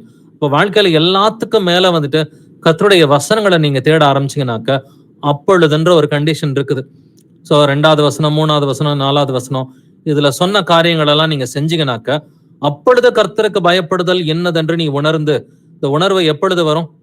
முதல்ல கர்த்தருடைய வார்த்தைகளை ஏத்துக்கிட்டு அவருடைய கட்டளைகளை வந்துட்டு இருதயத்துல பத்திரப்படுத்தி ஞானத்தை வா என்று ஜெபத்துல கூப்பிட்டு புத்தியை சத்தமிட்டு ஜெபத்துல அழைத்து அதை வெள்ளியை போல நாடி புதையல்களை தேடுகிறது போல தேடணும்னு சொன்னா அப்பதான் கர்த்தருக்கு பயப்படுதல் என்னதென்பதை நம்ம உணரவே முடியும். தேவனை அறியும் அறிவை கண்டடைவா என்று வேதம் சொல்கிறது. இப்ப தேவனை அறிகிற அறிவு இப்படித்தான் வந்துட்டு வரும். கர்த்தருக்கு பயப்படுதல் வந்துட்டு இப்படிதான் அந்த உணர்வே நமக்கு வரும்னு சொல்லி கர்த்தர் சொல்றாரு. அப்படின்னாக்க உணர்வு இல்லாதவர்களா நடந்தா என்ன நடக்கும்? சரி, ஓகே, கர்த்தர் சொல்றாரு, உணர்வே இல்லாம ஒரு கூட்டம் நடந்துகிட்டே இருக்குது, கர்த்தர் என்ன செய்வாருன்றதை பாருங்க. உபாகமம் 32ஆம் அதிகாரம் 28வது வசனத்தை வாசிக்கலாம். அவர்கள் யோசனை கெட்ட ஜாதி, அவர்களுக்கு உணர்வு இல்லை. ஆமென். அவர்கள் யோசனை கெட்ட ஜாதி, அவர்களுக்கு உணர்வுன்றதே கிடையாதுன்னு சொல்லி மோசே மூலமா வந்துட்டு யூதர்களை பத்தி பேசிட்டார். இவங்க இப்படிதான் இருப்பாங்க, உணர்வுன்றதே இவங்களுக்கு இருக்காது. சரி, கர்த்தர் என்ன செஞ்சாரு இந்த உணர்வு இல்லாத ஜாதியை? கவனிக்கலாம். என்னாகமம் 14ஆம் அதிகாரம் 34வது வசனத்தை வாசிக்கலாம். நம்பர்ஸ் 14:34. நீங்கள் தேசத்தை சுற்றி பார்த்த 40 நாள் இலக்கத்தின்படியே ஒவ்வொரு நாள் ஒவ்வொரு வருஷமாக நீங்கள் 40 வருஷம் உங்கள் அக்கிரமங்களை சுமந்து என் உடன்படிக்கைக்கு வந்த மாறுதலை உணர்வீர்கள். உணர்வீர்கள்னு சொல்லிதான் முடிக்கிறார். நீங்கள் 40 வருஷம் உங்கள் அக்கிரமங்களை சுமந்து என் உடன்படிக்கைக்கு வந்த மாறுதலை உணர்வீர்கள். 40 நாள் வேவு பார்த்துட்டு வாடான்னு சொல்லி கர்த்தர் அனுப்பி விடுறார் கானான் தேசத்துக்கு. ஒரு 12 பேரை வந்துட்டு அனுப்பி விடுறாரு, தூதர்களை. அவன் போயிட்டு வந்துட்டு ஊரெல்லாம் நல்லா தான் இருக்குது, அது பாலும் தேனும் வழிகிற ஒரு தேசம் தான், எல்லாமே நல்லா தான் இருக்கு, ஆனா அவிசுவாசமான வார்த்தைகளை பேசுறாங்க. அங்க இருக்கிற ஜனங்கள்லாம் வந்துட்டு ரொம்ப உயரமா இருக்கிறாங்க, நம்மளோட பலசாலிகளா இருக்கிறாங்க, நம்மளால ஜெயிக்க முடியாதுன்னு சொல்லி மக்களை பயமுறுத்துகிற வகையில ஒரு 10 பேர் பேசுறாங்க. ஆனா 2 பேர் காலேபும் யோசுவாவும் மட்டும் விசுவாசத்தோட பேசுறாங்க. ஆனா அந்த 10 பேர் சொன்னதுதான் ஜனங்கள் எல்லாம் நம்பினாங்க. கர்த்தர் தண்டிக்கும் பொழுது என்ன சொல்றாரு? நீங்கள் 40 வருஷம் உங்கள் அக்கிரமங்களை சுமந்து என் உடன்படிக்கைக்கு வந்த மாறுதலை உணர்வீர்கள் அப்படிங்கிறார். அப்போ ஒரு கூட்டம் உணர்வு இல்லாமலே நடக்குது. ஒரு மனுஷன் உணர்வு இல்லாமலே நடந்தா கர்த்தர் என்ன பண்ணுவாரு? நல்லா தண்டிச்சிருவார். 1 வருஷத்துல போக வேண்டியது இல்ல 3 மாசத்துக்குள்ளார அந்த ஊருக்குள்ளார போக வேண்டியது. கானான் தேசத்துக்குள்ள இவங்க 3 மாச கடைசியில அந்த எல்லையில போய் நின்னாங்க. 3 மாசம் எண்டுல போய் அவங்க கானான் தேசத்துக்குள்ளார நுழைஞ்சிருக்கணும். 3 மாசத்துலயோ இல்ல 1 வருஷத்துக்குள்ளேயே நுழைய வேண்டியதை 40 வருஷம் சுத்த விட்டார். தேவையில்லாம நம்மளையும் வந்துட்டு செஞ்ச வேலையவே திரும்ப திரும்ப செய்ய வைப்பார். ஒரு காரியம் செய்வோம், அது ஒழுங்கு இல்லாம போகும், செஞ்ச வேலையை திரும்ப திரும்ப கர்த்தர் செய்ய வைப்பார். நம்ம கட்டுவோம், அவர் இடிச்சு போடுவார், திரும்ப கட்டுவோம், கர்த்தர் இடிச்சு போடுவார். அப்படின்னா நம்ம கர்த்தருடைய வசனங்களை உணரலைனாக்க உணர வைப்பார் கர்த்தர். உபாகமம் 8ஆம் அதிகாரம் 3வது வசனத்தை வாசிக்கலாம்.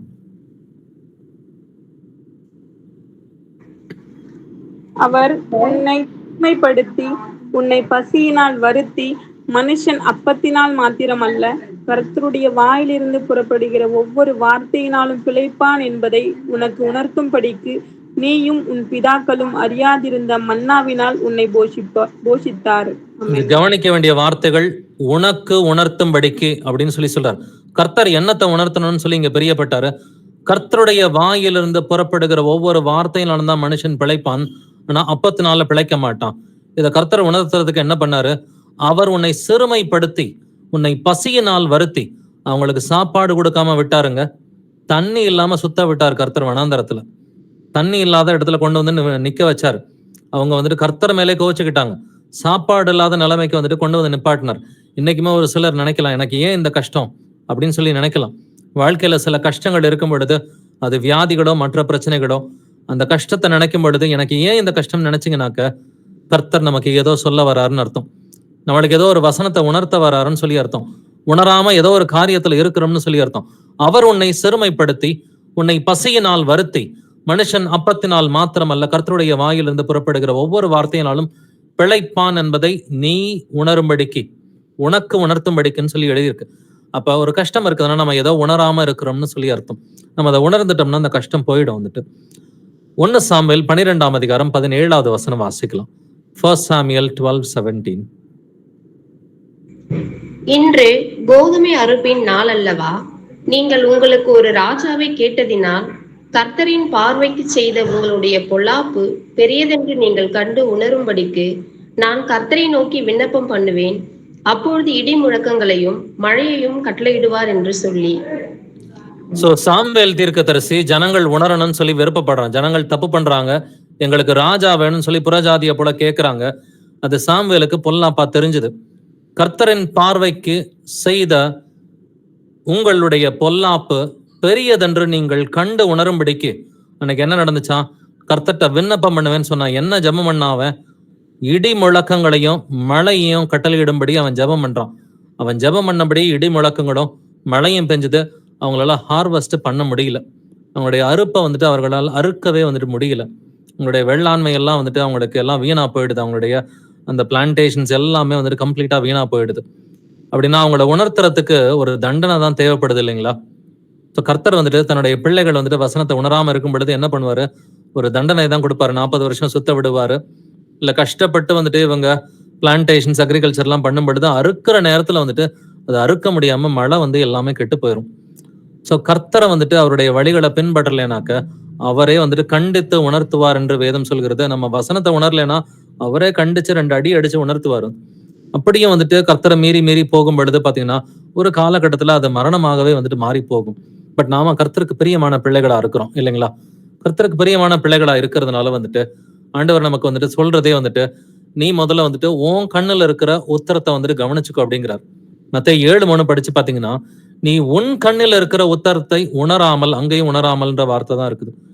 நீ உன் கண்ணில் இருக்கிற உத்தரத்தை உணராமல் உன் சகோதரன் கண்ணில் இருக்கிற துரும்பை பார்க்கிறது என்ன? முதல்ல அப்ப நம்முடைய பாவங்களை நாம உணரணும்.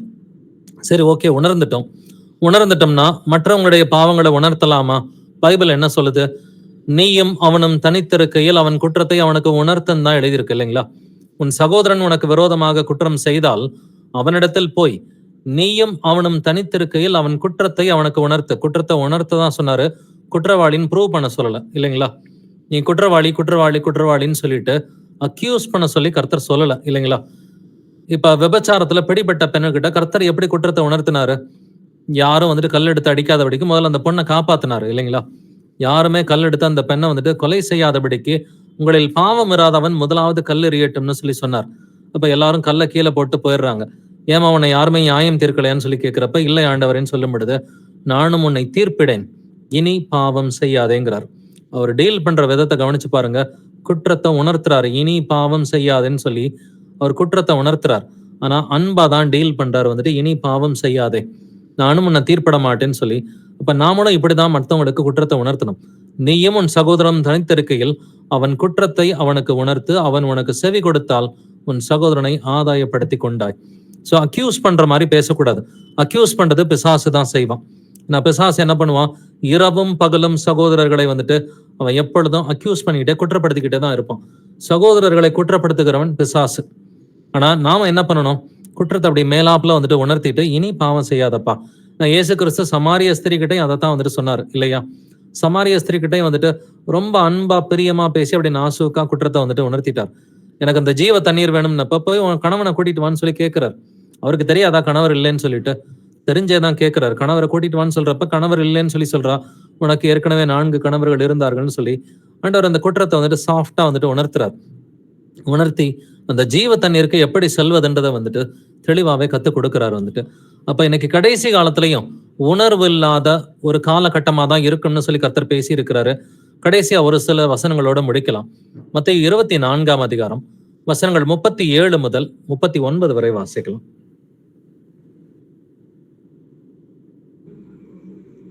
நோவாவின் காலத்தில் எப்படி நடந்ததோ அப்படியே மனுஷகுமாரன் வரும் காலத்திலும் நடக்கும்.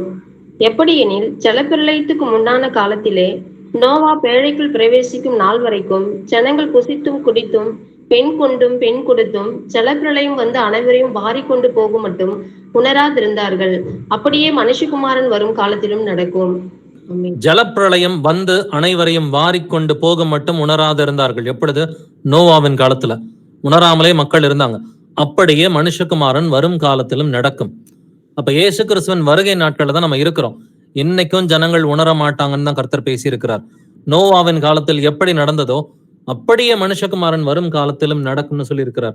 பட் நாம எப்படி இருக்கணும், மத்தேயு 13ஆம் அதிகாரம் சொல்றது போல நம்ம உணர்வுள்ள பிள்ளைகளா, வசனத்தை கேட்கிறவர்களா, வசனத்தை உணர்கிறவர்களா இருந்து 100மாக 60மாக 30மாக பலன் கொடுக்கிற பிள்ளைகளா இருக்கணும். சோ பலன் கொடுக்கறதுக்கும் பிசாசு வந்து வசனத்தை பிடுங்கிட்டு போறதுக்கும் ஒரே ஒரு டிஃபரன்ஸ் தான், உணர்வுன்ற அந்த ஒரு விஷயம் தான். இப்ப வசனத்தை எல்லாருமே தான் கேட்கறாங்க. பட் உணர்வோட கேட்கறாங்களா, விசுவாசத்தோட கேட்கறாங்களா? நம்மை நாமே நிதானித்து அறிகிறவர்களா இருப்போம்.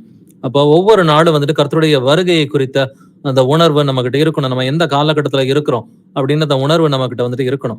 நித்திய ஜீவனை குறித்த ஒரு உணர்வு நம்ம கிட்ட எப்பொழுதும் இருக்கணும். பரிசுத்தத்தை குறித்த ஒரு உணர்வு இருக்கணும். குடும்பத்தார் நித்திய ஜீவனுக்குள்ள போகிற காரியத்துல அந்த ஒரு உணர்வு எப்பொழுதுமே நம்ம கூட வந்துட்டு இருக்கணும். பாவத்தை குறித்த ஒரு உணர்வு இருக்கணும். பாவம் செய்யக்கூடாது அப்படிங்கிற ஒரு உணர்வு இருக்கணும். எதை செய்தாலும் நான் கர்த்தருடைய நன்மையும் பிரியமும் பரிபூர்ணமான சித்தப்படிதான் நான் செய்வேன்னு சொல்லி கர்த்தருடைய சித்தத்திற்கு ஏற்ற ஒரு உணர்வு வந்துட்டு இருக்கணும். அப்ப கர்த்தருடைய சித்தத்தை நம்ம செய்யறோம்னு சொன்னாக்க சரீரத்தை ஜீவ பலியா கொடுக்கக்கூடிய அந்த ஒரு உணர்வு எப்பொழுதுமே இருக்கணும். நான் சரீரத்தை கர்த்தருக்கு பரிசுத்தமும் பிழையற்றதுமான வந்துட்டு ஜீவ பலியா கொடுக்கணும் அப்படின்னு சொல்லி கர்த்தரை வந்துட்டு நம்மிடம் வந்துட்டு விரும்புகிறார் வந்துட்டு. சோ நம்ம இன்னைக்கு இவ்வளவு வசனங்களை வந்துட்டு உணர்வுள்ளவர்களா இருந்தா மட்டும்தான் பலன் கொடுக்க முடியும் அப்படிங்கிறத பார்த்துட்டோம். கர்த்தர் அப்போஸ்தலர்களை எப்படி கண்டிச்சாருன்றதை கவனிச்சு பாருங்க. உணர்வுள்ளவர்களா அவங்க இல்லைன்னு சொல்லிதான் கண்டிச்சார். மத்தேயு 15ஆம் அதிகாரம், மத்தேயு 16ஆம் அதிகாரம், லூக்கா 18ஆம் அதிகாரம் எல்லாத்துலயும் இயேசு கிறிஸ்து அப்போஸ்தலர்களை கண்டிக்கிறதே ஏன்பா உங்களுக்கு உணர்வே இல்லையான்றதான் கேட்கிறார் இல்லைங்களா. உங்களுக்கு உணர்வுன்றதே சுத்தமாவே கிடையாதா அப்படின்ற கண்டிதம் தான் இயேசு கிறிஸ்து கிட்ட இருந்து மீண்டும் மீண்டும் வந்ததை வாசிக்கிறோம். மார்க் 7:14 நீங்கள் எல்லாரும் எனக்கு செவி கொடுத்து உணருங்கள் அப்படிங்கிறார். மத்தேயு 15:10 நீங்கள் கேட்டு உணருங்கள் அப்படின்னு சொல்லி சொல்றார். மார்க் 7:18 நீங்கள் எவ்வளவு உணர்வில்லாதவர்களா அப்படின்ற ஒரு கேள்வியை கேட்கிறார்.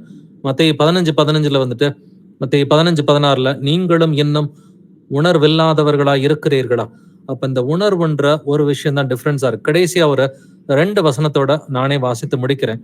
மத்தேயு 13:19 ஒருவன் ராஜ்யத்தின் வசனத்தை கேட்டும் உணராதிருக்கும் போது புல்லாங்கன் வந்து அந்த இருதயத்தில் விதைக்கப்பட்டதை பறித்து கொள்ளுகிறான். அவனே வழி அருகே விதைக்கப்பட்டவன். அப்ப வழி அருகே விதைக்கப்படுறவனும் வசனத்தை கேட்கிறான், பலன் கொடுக்கிறவனும் வசனத்தை கேட்கிறான். 2 பேருமே வசனத்தை கேட்கிறாங்க. நல்ல நிலத்தில் விதைக்கப்பட்டவனோ வசனத்தை கேட்கிறவனும் உணர்கிறவனுமா இருந்து 100ஆகவும் 60ஆகவும் 30ஆகவும் பலன் தருகிறான். அப்ப பலன் கொடுக்கிறவனுக்கும் பலன் கொடுக்காதவனுக்கும் இருக்கிற முக்கிய வித்தியாசம் பாத்தீங்கன்னா இந்த வசனத்தை உணர்கிற ஒரு காரியம்தான். அப்படின்னா வசனத்தை உணர்கிறவர்களா நாம இருக்கணும். கர்த்தருடைய சித்தம் என்னதென்று உணர்ந்து கொள்ளுங்கள் என்று வேதம் சொல்கிறது. உணர்வுள்ளவன் இல்லை, தேவனை தேடுகிறவன் இல்லை என்று நம்ம வாசிச்சிருக்கிறோம் இல்லைங்களா. பட் உணர்வுள்ளவர்கள் யாரு? தேவனை தேடுகிற பிள்ளைகள் மட்டும்தான் உணர்வுள்ள பிள்ளைகள். வசனத்தை விசுவாசத்தோடு கேட்கிற பிள்ளைகள் தான் உணர்வுள்ள பிள்ளைகளா இருக்கிறாங்க. அதனால நீங்க வசனத்தை வாசித்தாலும் வசனத்தை நீங்க காதுல கேட்டாலும் எப்பொழுதும் வந்துட்டு விசுவாசத்தோட உணர்வுள்ள பிள்ளைகளா அதை வாசிப்போம், உணர்வுள்ள பிள்ளைகளா வந்துட்டு அந்த வசனத்தை வந்துட்டு நம்ம காதுல கேட்போம். இவ்வாறாக நல்ல மனம் திரும்பி கர்த்தருக்கு பிரியமான முறையில வந்துட்டு பரிசுத்தமுள்ள பிள்ளைகளா இருந்து அவருடைய 2ஆம் வருகையின் போது நாம் எல்லோருமே சபையாக கரை திரை முதலானவைகள் ஒன்றும் இல்லாம மகிமை உள்ள பிள்ளைகளா கர்த்தருக்கு முன்னாடி நின்று நம்ம நிற்கக்கூடிய தகுதி உள்ள பிள்ளைகளா இருக்கணும்னு சொல்லி ஒரு ஜெபத்தோட இந்த ஒரு பைபிள் ஸ்டடியை நிறைவு செய்யலாம். எங்கள் கர்த்தராகிய இயேசு கிறிஸ்துவே, எங்கள் அப்பா தந்தையே, உம்மை போற்றுகிறேன், உம்மை புகழுகிறேன், உம்மை வாழ்த்தி வணங்கி உம்மை ஆராதிக்கிறேன், உம்மை துதிக்கிறேன், நமக்கு நன்றி செலுத்துகிறேன், உமக்கு ஸ்தோத்திரம் செலுத்துகிறேன். ஆண்டவரே, எங்கள் கர்த்தராகிய இயேசுவே, நீர் நல்லவர், வல்லவர், பரிசுத்தர், தூயவர், நீர் இரக்கமுள்ளவர், நீர் சாந்தமுள்ளவர், நீர் நீதி உள்ளவர். துதியும் கணமும் மகிமையும் வல்லமையும் ரெண்டும் உடையது. ஏசப்பா, இந்த வேளையில ஆண்டவரே எங்களுக்கு எப்படி உணர்வுள்ளவர்களா இருந்த உடைய வசனத்தை கேட்கணும்னு சொல்லி கொடுத்தீங்களா ஆண்டவரே. தாவீது கேட்பது போல ஆண்டவரே எங்களை உணர்வுள்ள பிள்ளைகளா நீங்க மாத்துங்கப்பா. சங்கீதம் 119 வந்துட்டு மீண்டும் மீண்டும் தாவீது எழுதி இருக்கிறது போல ஆண்டவரே எங்களை உணர்வுள்ள பிள்ளைகளா வந்துட்டு மாத்துங்க ஆண்டவரே. வந்துட்டு ஆண்டவரே இந்த கட்டளைகளின் வழியை எங்களுக்கு உணர்த்தியருளும் என்று தாவீது சொல்வது போல எங்களுக்கு வந்து கட்டளைகளின் வழி எங்களுக்கு உணர்த்துங்க ஆண்டவரே. எனக்கு உணர்வை தாரும் என்று ஆண்டவரே தாவீது கேட்டது போல எங்கள் எல்லோருக்கும் உணர்வுள்ள இருதயத்தை நீங்க கொடுங்கப்பா. உங்களுடைய கற்பனைகளை கற்றுக்கொள்ள என்னை உணர்வுள்ளவனாக்கும் என்று தாவீது கேட்டது போல எங்கள் எல்லோருமே உணர்வுள்ள பிள்ளைகளா மாத்துங்கப்பா.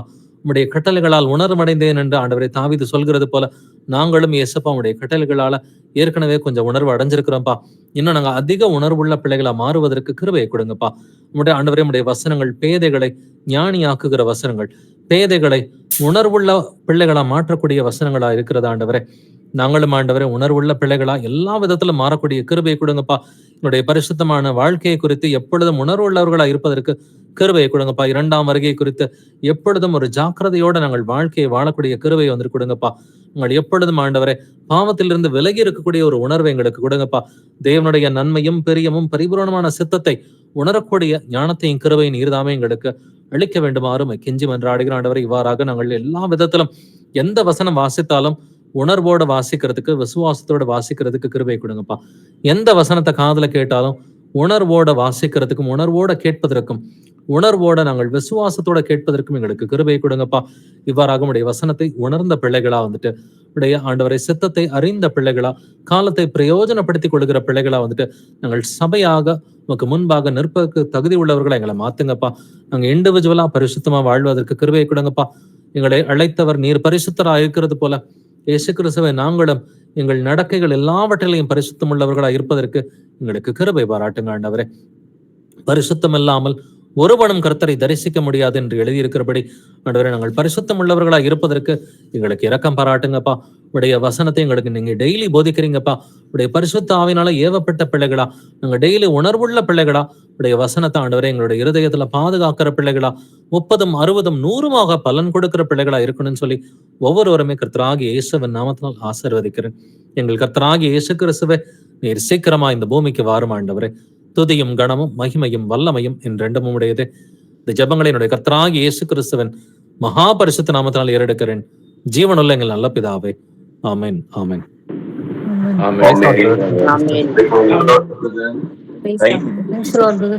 Price Lord brother.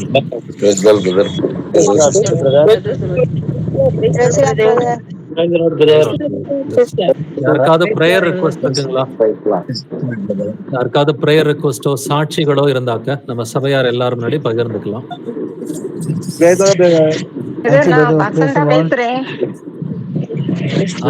சொல்லுங்க. எனக்கு வந்து நான் சாத்தான்குளம் பக்கம் வசந்தா பேசுறேன். சொல்லுங்க. கண்ணு கேட்ட ஆபரேஷன் பண்ணிருந்து 2 மாசம் ஆகுது. இன்னும் சரியா அவளை வலியா இருக்குது, பார்த்துருங்க. ப்ரேயர் பண்ணணும். Okay sister. நமக்கு இப்ப வந்துட்டு உடம்புல வந்துட்டு இந்த மாதிரி கண்ணுல எல்லாம் பிரச்சனை வருதுன்னு இருக்கு இல்லைங்களா?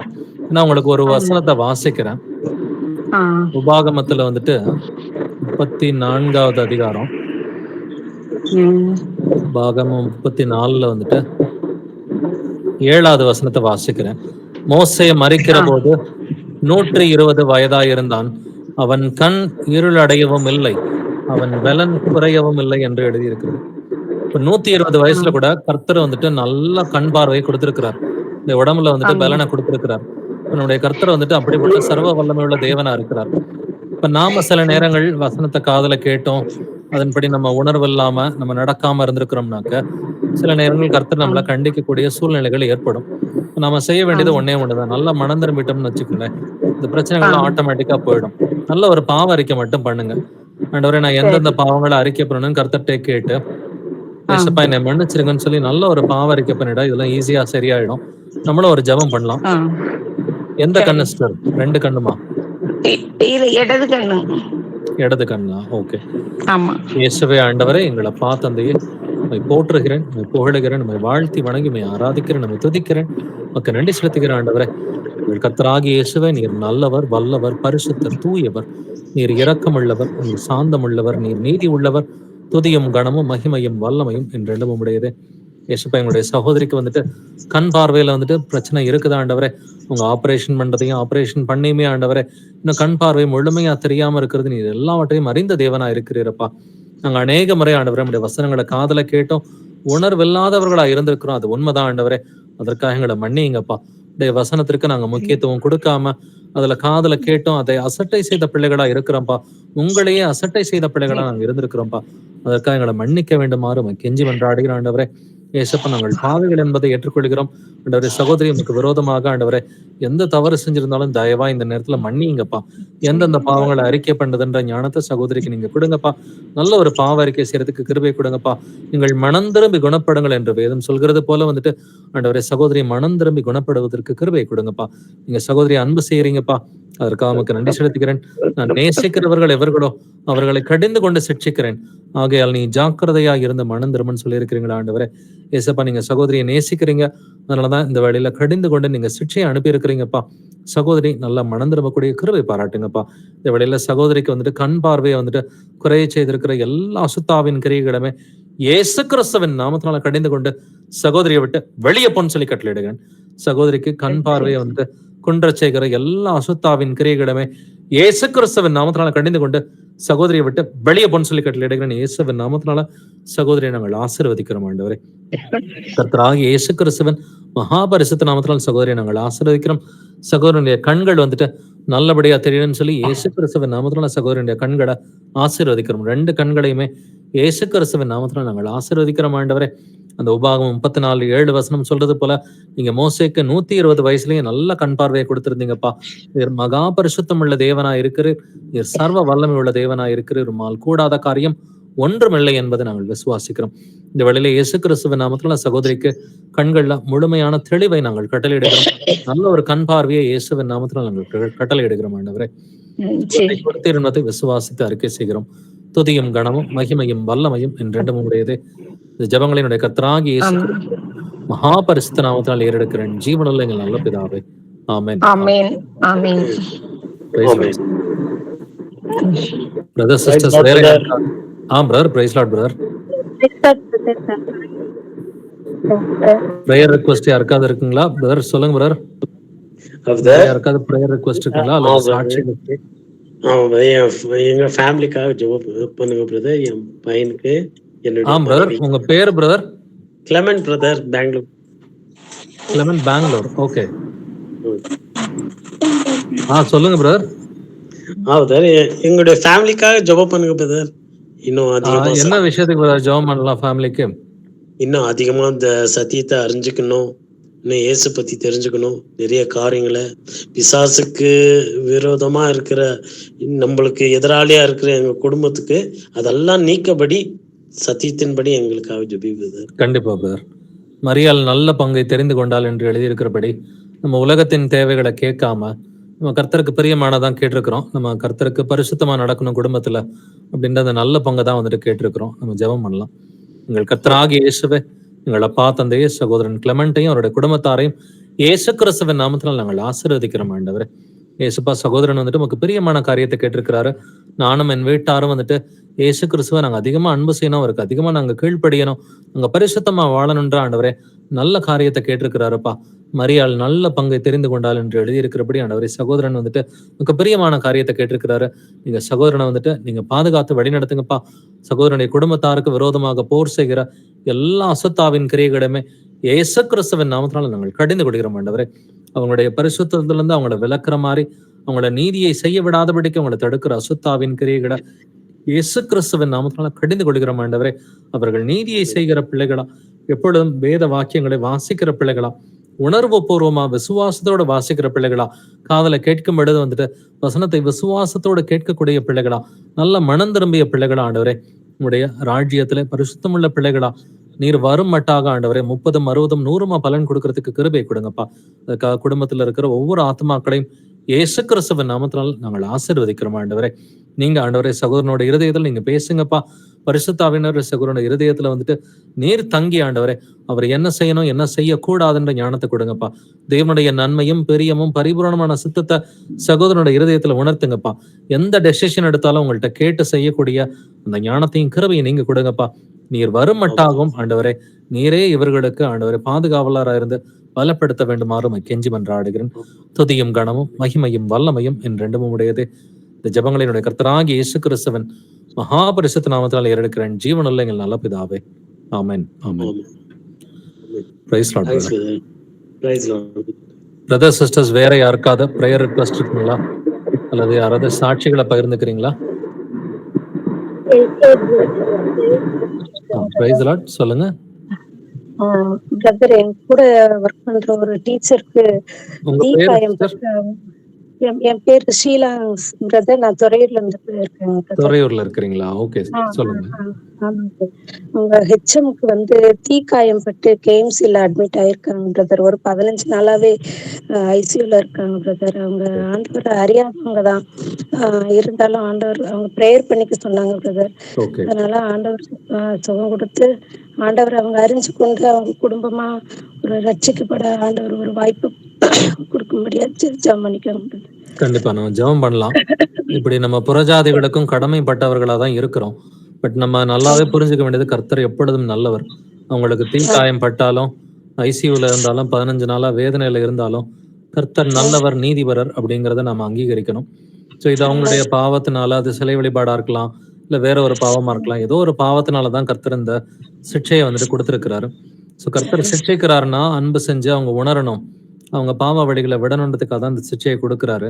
அதனால இயேசு கிறிஸ்துவை தவிர உங்களுக்கு வேற வழியே இல்லைன்றத நாம ஓப்பனாவே போதிக்கிறதுக்கு தயங்கவே வேண்டாம் சிஸ்டர். வந்துட்டு உங்களுக்கு இயேசு கிறிஸ்து ஒருவர் தான் வழியா இருக்கிறாரு, வேற வழி கிடையாது. நானே வழியும் சத்தியமும் ஜீவனமா இருக்கிறேன்னு சொல்லியிருக்கிறாரு. இயேசுவை நம்புனா நீங்க நல்லா இருக்க முடியும். இயேசுவை நம்பலன்னா கொஞ்சம் கஷ்டம்தான். அதனால முழு இருதயத்தோட இயேசுவை நீங்க நம்புங்க. ஏன்னா 10:1-11 அவங்க ஏத்துக்குவாங்க. புறஜாதிகள் எல்லாம் வந்துட்டு இயேசுவை நம்புங்கன்னா ஈஸியா வந்துட்டு நான் 10:1-11 ஏத்துக்கிறேன்னு ஏத்துக்குவாங்க. பட் 10:1-11 இயேசுவை ஏத்துக்காம, அவர் தான் ஒரே தேவன், வானத்தையும் பூமியையும் எல்லோரையும் படைத்த ஒரே தேவன் இயேசு கிறிஸ்து தான், சர்வ வல்லமை உள்ள தேவன் இயேசு கிறிஸ்து தான்றத நம்ம தெளிவாவே அவங்களுக்கு வந்துட்டு அறிவிக்கிறதுக்கு நம்ம தயங்கவே வந்துட்டு வேண்டாம். நம்ம அவங்களுக்கு அதை அறிவிச்சுட்டு அவங்களுடைய பாவங்களுக்காக நாமளும் வந்துட்டு ஆண்டவரே மன்னிச்சிருங்கன்னு சொல்லி கொஞ்சம் இன்டர்செஷன் ப்ரேயர் பண்ணோம்னா நிச்சயமா வந்துட்டு அவங்களுடைய பாவங்களை ஆண்டவர் மன்னிப்பாரு. அவங்களும் கொஞ்சம் கொஞ்சமா கர்த்தரை தெரிஞ்சுக்கிறதுக்கு ஈஸியா இருக்கும். ஸோ இதுக்கு அவங்க பக்கத்துல இருக்கிறது விசுவாசின்னு பார்த்தா நீங்க 1-2 பேர் தான் இருக்கிறீங்க.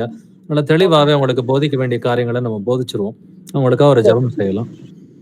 எங்கள் கர்த்தராகிய இயேசுவே, எங்கள் அப்பா தந்தையே, என்னுடைய சகோதரி ஷீலாவையும் உங்களோட கூட வேலை பார்க்குற வந்துட்டு அந்த ஹெச்எம்ஐயும் இயேசு கிறிஸ்துவின் நாமத்தினால் நாங்கள் ஆசீர்வதிக்கிறோம் ஆண்டவரே. அவங்க ஆண்டவரே உண்மை அறியாதவர்களாக இருந்து உங்களுடைய ஆண்டவரே வழிகளுக்கு புறம்பாக போய் உங்களுடைய கற்பனைகளுக்கு விரோதமாக போய் உண்மை அசட்டை செஞ்சிருக்கிறாங்கப்பா. நீங்க யாருன்னே தெரியாம உண்மை தேடாத இருதயத்தோட இருந்திருக்கிறாங்கப்பா. உணர்வில்லாத இருதயத்தோட இணங்காதவர்களா அவங்க இருந்திருக்கிறாங்கப்பா. ஆனாலும் தயவா இந்த வேளையில ஆண்டவரே உங்களை மன்னிங்கப்பா. அவங்களுக்கு ஒரு விசை வாய்ப்பு கொடுங்க ஆண்டவரே.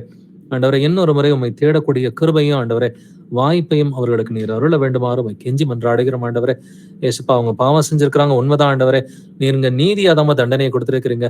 நீர் எப்பொழுதும் நீதிபரர் ஆண்டவர், நீர் எப்பொழுதும் நல்லவர் என்பதை நாங்கள் விசுவாசிக்கிறோம். அதே நேரத்தில் ஆண்டவரே நீர் சர்வ வல்லவராக இருக்கிறீர் ஆண்டவரே. நீர் ஆண்டவரே பாவங்களை மன்னிப்பதற்கு தயவு பெருத்த தேவனாக இருக்கிறீர் ஆண்டவரே.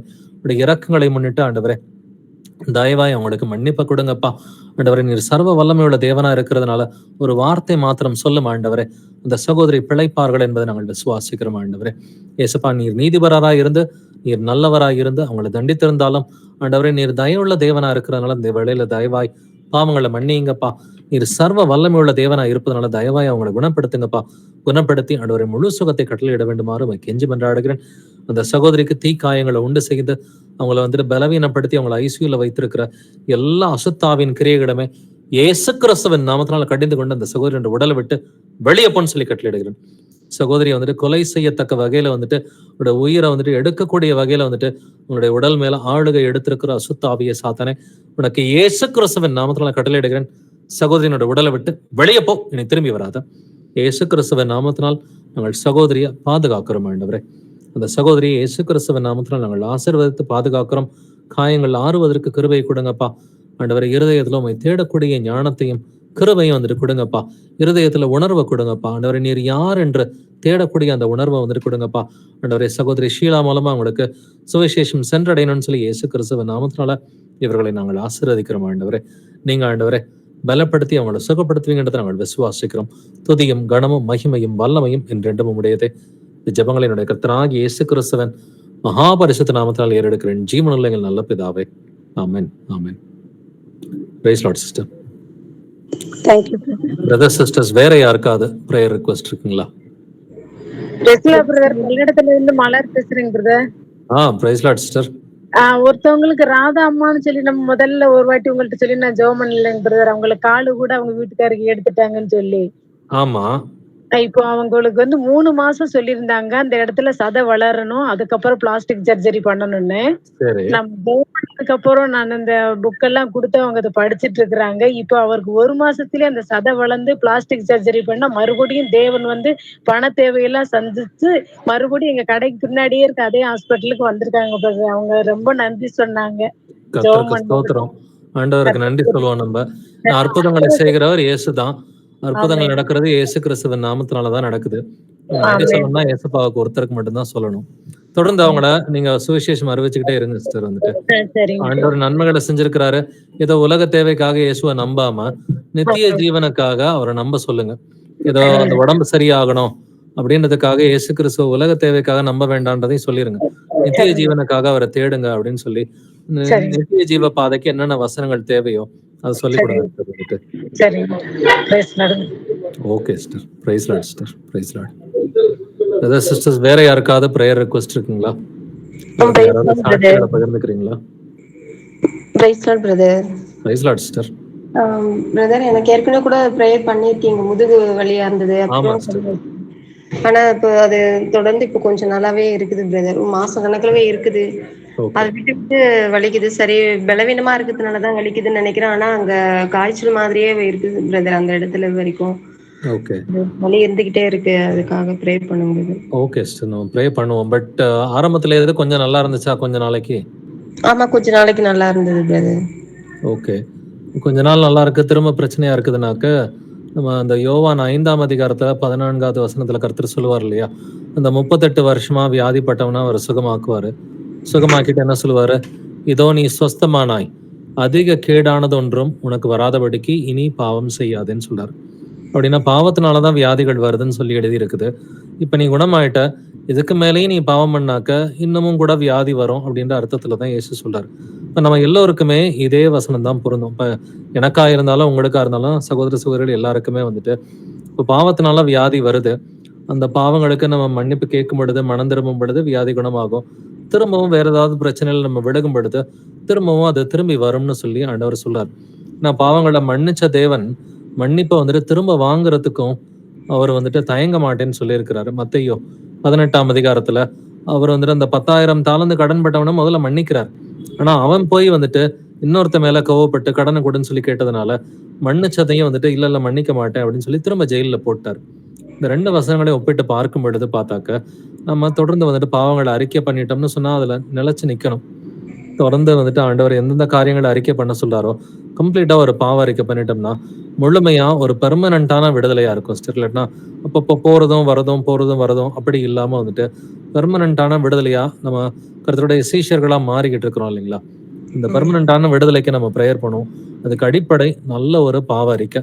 யார் மேலாவது வருத்தம், கோபம், எரிச்சல் இருந்தா அவங்களெல்லாம் வந்துட்டு மன்னிக்கணும். நம்முடைய சொந்த பாவங்களா இருந்தாக்க நம்ம கர்த்தர்ட்ட வந்துட்டு மனம் திரும்பி நம்ம அறிக்கை பண்ணணும். நம்ம தொடர்ந்து இது வந்துட்டு முழுமையா சரியாகணும்னு சொல்லிட்டு நம்ம ஜெபம் பண்ணலாம். கர்த்தராகிய இயேசுவே, எங்களோட அப்பா தந்தையே, உம்மை போற்றி புகழ்ந்து உம்மை வாழ்த்தி வணங்கி உம்மை ஆராதிக்கிறேன். ஏசப்பா, எங்களுடைய சகோதரி தமிழ் செல்விக்காக மன்றாடுகிற ஆண்டவரே, சகோதரியுடைய வசனத்தை கேட்ட நாள் முதற்கொண்டு உங்களுடைய வசனங்களை விசுவாசிக்கிறாங்கப்பா. உடைய சத்திய பாதையில கொஞ்சம் கொஞ்சமா வளர்ந்துகிட்டு வராங்கப்பா. இந்த ஆவியின் கனி அப்படிங்கிற அந்த ஒரு காரியத்துல அவங்க முழுமை அடைகிறதுக்கு கிருபை கொடுங்கப்பா. ஆண்டவரே, தன்னுடைய பிள்ளைகளோட பேசும் பொழுதும், மற்ற வேலை விஷயத்துல ஆண்டவரே, மற்றவர்களோட பேசும் பொழுதும், சபையார்கிட்ட வந்துட்டு அவர்கள் பேசும் பொழுதும் ஆண்டவரே, சுயமா ஆண்டவரே சும்மா இருக்கும் பொழுது சிந்திக்கிற காரியத்திலையும் வந்துட்டு எப்பொழுதும் ஆவியின் கனியோட சிந்தித்து, ஆவியின் கனியோட பேசி, ஆவியின் கனியோட செயல்படுவதற்கு இரக்கம் பாராட்ட வேண்டுமாறு உம்மை கெஞ்சி மன்றாடுகிற ஆண்டவரே. யார் மேலே ஏதாவது வருத்தங்கள் இருந்தா முழுமையா மன்னிக்கக்கூடிய கிருபையை கொடுங்கப்பா. ஆண்டவரே, ஏதாகிலும் கர்த்தருக்கு விரோதமான காரியம் இருக்குதுன்னா அதை முழுமையா கர்த்தர்ட்ட அறிக்கை செய்து விட்டு, ஆண்டவரே இனிமேட்டா ஆண்டவரே அந்த காரியங்களை செய்யாதவாறு நீங்க கிருபையை கொடுங்கப்பா. தன் பாவங்களை வந்துட்டு அறிக்கை செய்து விட்டு விடுகிறவனும் இரக்கம் பெறுவான் என்று எழுதியிருக்கிறபடி நல்லா முழுமையா அறிக்கை செய்து விட்டு முழுமையா எல்லா காரியங்களையும் விட்டு ஒழிப்பதற்கு நீங்க இரக்கம் பாராட்டுங்கப்பா. சகோதரியினோட உடலை பலவீனப்படுத்துகிற எல்லா அசுத்தாவிகளையும் சாத்தான்களையும் இயேசு கிறிஸ்துவின் நாமத்தினால கடிந்து கொண்டு சகோதரியை விட்டு வெளியே போன்னு சொல்லி கட்டளையிடுகிறேன். என்னுடைய சகோதரியை வந்துட்டு பலவீனப்படுத்துகிற அசுத்தாவிய சாத்தானே, உனக்கு இயேசு கிறிஸ்துவின் நாமத்தினால கட்டளையிடுகிறேன். சகோதரியை விட்டு வெளியே போ, இனி திரும்பி வராத. சகோதரி இயேசு கிறிஸ்துவின் நாமத்தினால விடுவிக்கிறேன். இந்த வேளையில உச்சந்தலை முதல் உள்ளம் கால் வரைக்கும் இயேசு கிறிஸ்துவின் நாமத்தினால் ஆசீர்வதிக்கிறேன். சகோதரிய இயேசு கிறிஸ்துவின் நாமத்தினால இந்த வேளையில இந்த பலவீனப்படுத்துகிற ஆவிகிட்ட இருந்து முழு விடுதலை கட்டளையிடுகிறேன். அசுத்தாவிய சாத்தானே வெளியே போ, இனி திரும்பி வராத. இயேசு கிறிஸ்துவின் நாமத்தினால சகோதரியை ஆசீர்வதிக்கிறேன். உச்சந்தலை முதல் உள்ளம் கால் வரைக்கும் இயேசுவின் நாமத்தினால் ஆசீர்வதித்து பலப்படுத்துகிறேன். உங்களுடைய முதுகு பகுதியை வந்துட்டு எல்லா வலிகளும் நீங்கி போகும்படி இயேசு கிறிஸ்துவின் நாமத்தினால் இந்த வெளியில சகோதரியை ஆசீர்வதிக்கிறேன். ஏசப்பா, நீர் எங்களுடைய பாவங்களுக்காக ஆண்டவரே சிலுவையிலே உடைய ரத்தத்தை சிந்தி நீர் ஆண்டவரே, உடைய தழும்புகளால் நாங்கள் சுகமானோம் என்று எழுதியிருக்கிறபடி இயேசு கிறிஸ்துவின் தழும்புகளால சகோதரி இந்த வழியில சுகமடைந்து விட்டார்கள் என்பதை விசுவாசித்து அறிக்கை செய்கிறோம். துதியும் கனமும் மகிமையும் வல்லமையும் என்றெண்டும் உடையது. இந்த ஜெபங்களினுடைய கர்த்தராகிய இயேசு கிறிஸ்துவின் மகா பரிசுத்த நாமத்தால் ஏறெடுக்கிறேன் ஜீவனுள்ள எங்கள் நல்ல பிதாவே. Amen, amen. Praise Lord sister. Praise Lord brother. Thank you Jesus. Thank you brother sisters, வேற யாருக்காவது பிரேயர் ரிக்வெஸ்ட் இருக்குங்களா? அல்லது யாராவது சாட்சிகளை பகிர்ந்துக்கிறீங்களா? Praise the Lord brother. நான் பிரியா, சேலம்ல இருந்து பிரியா பேசுறேன் பிரதர். சேலம்ல இருந்து பிரியா, சொல்லுங்க sister. Price the Lord. Brother, ஒரு டெஸ்டிமனி ஷேர் பண்ணணும். மார்ச் மந்த் வந்து என்னோட பாட்டி வந்து அவங்க ரொம்ப ஏஜ்டு. ஸோ அதனால கொஞ்சம் உடம்பு சரியில்லாம ஹாஸ்பிட்டல் அட்மிட் பண்ணியிருந்தோம். ஸோ அதை நாங்கள் சேர்த்துனது வந்து February எண்ட்ல சேர்த்திருந்தோம். இப்போ நாங்கள் ஜாயின் பண்ண அங்கே சேர்த்துன புதுசுல வந்து டாக்டர் சொல்லிட்டாங்க, இதுக்கு மேல வந்து காப்பாற்ற முடியாது, ஸோ நீங்க வந்து எல்லாத்துக்கும் சொல்லிடுங்க அப்படின்ற மாதிரி டாக்டர் சொல்லிட்டாங்க. ஸோ அதுக்கு ஒரு 1 வீக் முன்னாடி என் கூட படிக்கிற ஒரு பொண்ணு கூட வந்து இந்த பைபிள் பத்தி நாங்க டிஸ்கஸ் பண்ணிட்டு இருக்கிறப்போ ஜெயரத் கேரக்டர் பத்தி நாங்க டிஸ்கஸ் பண்ணிட்டு இருந்தோம். ஸோ அவரோட விசுவாசத்தினால அவரோட மகள் வந்து எப்படி அவங்களுக்கு எப்படி வந்து உயிர் மறுபடியும் வந்தது, கடவுள் வந்து எப்படி கொண்டு வந்தாரு அப்படின்றத பத்தி நாங்க டிஸ்கஸ் பண்ணிட்டு இருந்தோம். ஸோ அப்போ வந்து அவங்களும் எனக்கு என்ன சொன்னாங்கன்னா, நீ வந்து விசுவாசமா ப்ரேயர் பண்ணு, அவர் வந்து முடியாத காரியம் அவர்னால ஒன்றும் கிடையாது அப்படின்னு சொல்லிட்டு அவங்க சொல்லிட்டு இருந்தாங்க.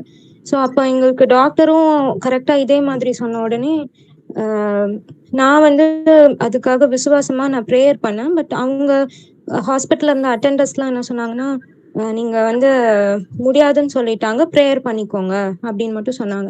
நான் அப்ப சொன்னேன், இல்ல அவரு வந்து செய்ய முடியாததையும் செய்கிற தேவனா இருக்காரு, அதனால நான் விசுவாசமா ஜெபிக்கிறேன், அவங்களுக்கு வந்து ஆண்டவர் வந்து ஆயுள் நாட்களை கூட்டி கொடுப்பாரு அப்படின்னு சொன்னேன். ஸோ அன்னைக்கு நைட் வந்து நான் ஃபாஸ்டிங் இருந்து நான் ப்ரேயர் பண்ணேன்.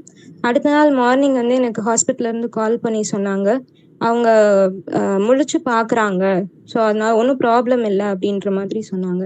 அதுக்கப்புறம் ஒரு 21 days வந்து ஏசப்பா அவங்களுக்கு லைஃப் எக்ஸ்டெண்ட் பண்ணி கொடுத்தாங்க பிரதர். அது யாருமே எதிர்பார்க்கல. இது ஒரு பெரிய சாட்சியா அவங்க ஹாஸ்பிட்டல்ல இருந்தவங்க எல்லாருமே வந்து உன்னோட ஃபெய்த்னால ஏசப்பா வந்து இந்த காரியத்தை செஞ்சிருக்காரு, நீ தொடர்ந்து ஜபத்திலேயே இரு அப்படின்னு சொல்லி என்கிட்ட கேட்டிருந்தாங்க. ஸோ ஏசப்பாவோட நாமம் மகிமைப்படுறதுக்காக இப்போ இந்த டெஸ்டிமனி நான் ஷேர் பண்ணிக்கிறேன். Praise Lord, praise Lord.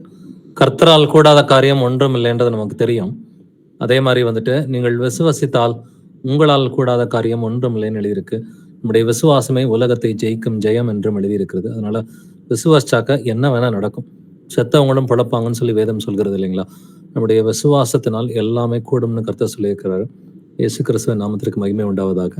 வேற யாருக்கும் ப்ரேயர் ரிக்வெஸ்ட் இருக்குங்களா, அல்லது சாட்சிகளை பகிர்ந்துக்கிறீங்களா? பிரதர், எனக்கு ஒரு ப்ரேயர் ரிக்வெஸ்ட் இருக்கு பிரதர். சொல்லுங்க sister. என்னோட மேரேஜ் பத்தி வீட்ல வந்து ஏதாவது பேச்சு எடுத்தாலே பிரச்சனைகள், சண்டைகள்னு ஏதாவது ஒண்ணு வந்துகிட்டே இருக்கு. அதுக்கப்புறம் நான் ஏதாவது ஜாப் போகணும், எனக்கு ஏதாவது ஜாப் ஆஃபர்ஸ் வந்தாலும் நான் அது போறப்போ கரெக்டா வந்து அப்பாவுக்கு வந்து உடம்பு சரியில்லாம போயிடும். ஸோ அதனால எனக்கு ஜாப் ஆஃபர்ஸும் வந்து தடுத்துரு, ஏதாவது ஒரு விதத்துல தடங்கள் வருது. ஸோ இந்த பேட்டர்னா இது மாதிரி ஒரு 4-5 இயர்ஸ் ரிப்பீட்டடா நடக்குது பிரதர். ஸோ ஓகே அதனால இது என்னன்ட்டு எங்களுக்கு சொல்ல முடியல. நாங்களும் தொடர்ந்து இதுக்காக ப்ரேயர் பண்ணிட்டு இருக்கோம். அதனால கொஞ்சம் இதுக்காக ப்ரேயர் பண்ணிக்கோங்க. ஓகே சிஸ்டர், ப்ரேயர் பண்றது நல்லதுதான். பட் அதே நேரத்துல வந்துட்டு ஒரு சில கிரியைகளையும் கர்த்தர் நம்மகிட்ட எதிர்பார்க்கிறார் இல்லைங்களா? இப்போ வீட்ல எந்த அளவுக்கு நம்ம ஸ்ட்ராங்கா பேசி இருக்கிறோம் மேரேஜை குறிச்சு. இப்போ வீட்ல அப்பா அம்மாலாம் இயேசு அறியாதவங்க தான் இல்லைங்களா? அம்மா வந்து ரட்சிக்கப்பட்டிருக்காங்க பிரதர். ஆனா அப்படிங்களா? சந்தோஷம். பட் இப்ப நானும் இயேசு அறிந்த ஒரு பையனை தான் நான் திருமணம் பண்ணுவேன்னு சொன்னா அப்பாலாம் ஒத்துக்குவாரா? அதுல நான் ஃபர்மா இருக்கேன் பிரதர். அது நான் சொல்லியிருக்கேன். ஆனா அது வந்து அப்பா வந்து ஏத்திஸ்டா இருக்காரு. அவர் இன்னும் அதை பத்தி எஸ்பாவோட நாமத்தை சொன்னாவே அவருக்கு வந்து அது பிடிக்கிறது இல்ல. இருந்தாலும் நான் வந்து இவ்வளவு ஃபர்மா இருக்கேன்றதுக்காக கிறிஸ்டியானிட்டியில தான் கல்யாணம் பண்ணணும் அப்படின்றது வந்து அவங்க பார்த்துட்டு தான் இருக்காங்க.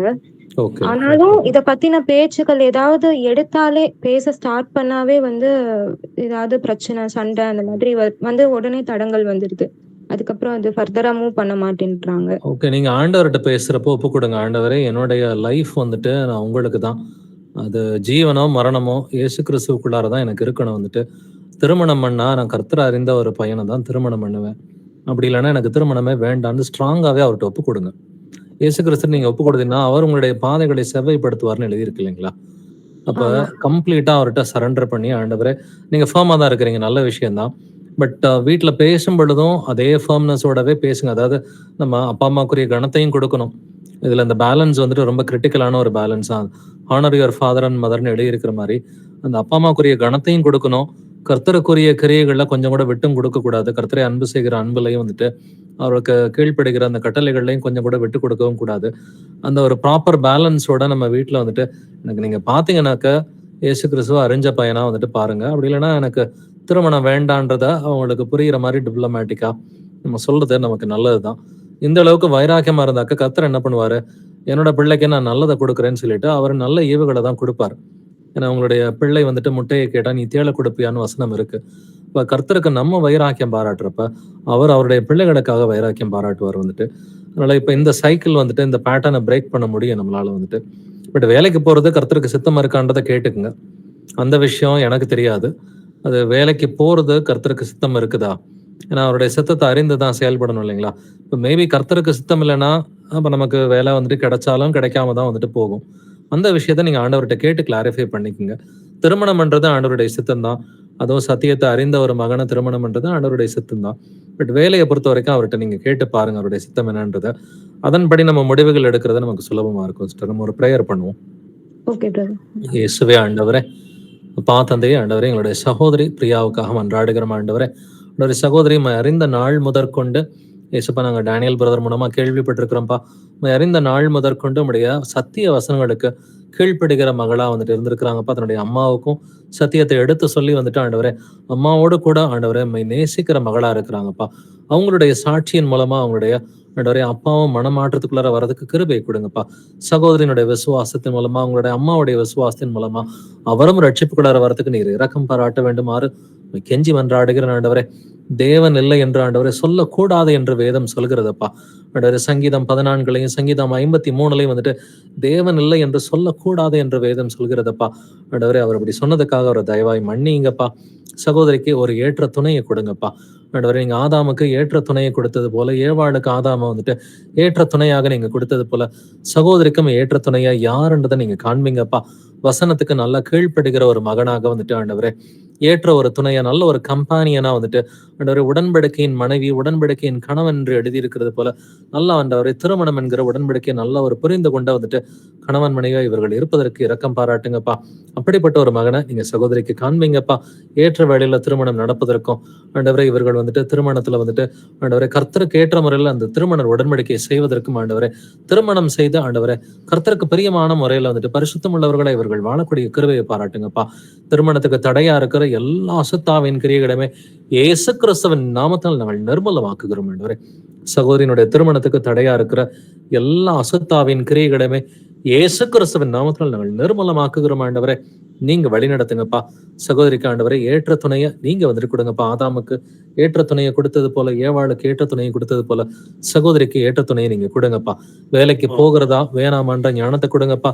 எந்த ஒரு காரியத்திலும் நாங்க எந்த முடிவு எடுத்தாலும் தேவனுடைய நன்மையும் பெரியமும் பரிபூரணமான சித்தத்தை உணர்ந்த பிள்ளைகளா தான் நாங்க முடிவெடுக்கணும்னு சொல்லியிருக்கிறீங்களப்பா.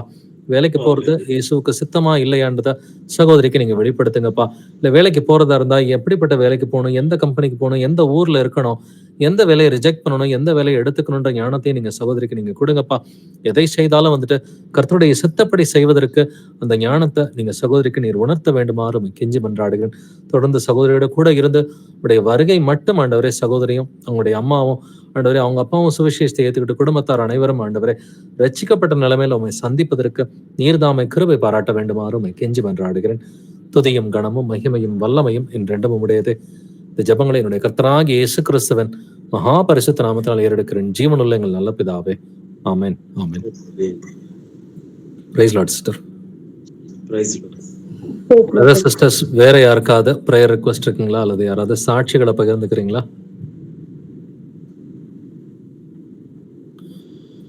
ஓகே, இதுக்கு மேல பிரேயர் ரிக்வெஸ்ட்லனா இதோட பைபிள் ஸ்டடியை நிறைவு செஞ்சுக்கலாம். Praise Lord brothers and sisters. Thank you. Praise Lord, brother. Praise Lord. Praise Lord, brother. Praise Lord brother.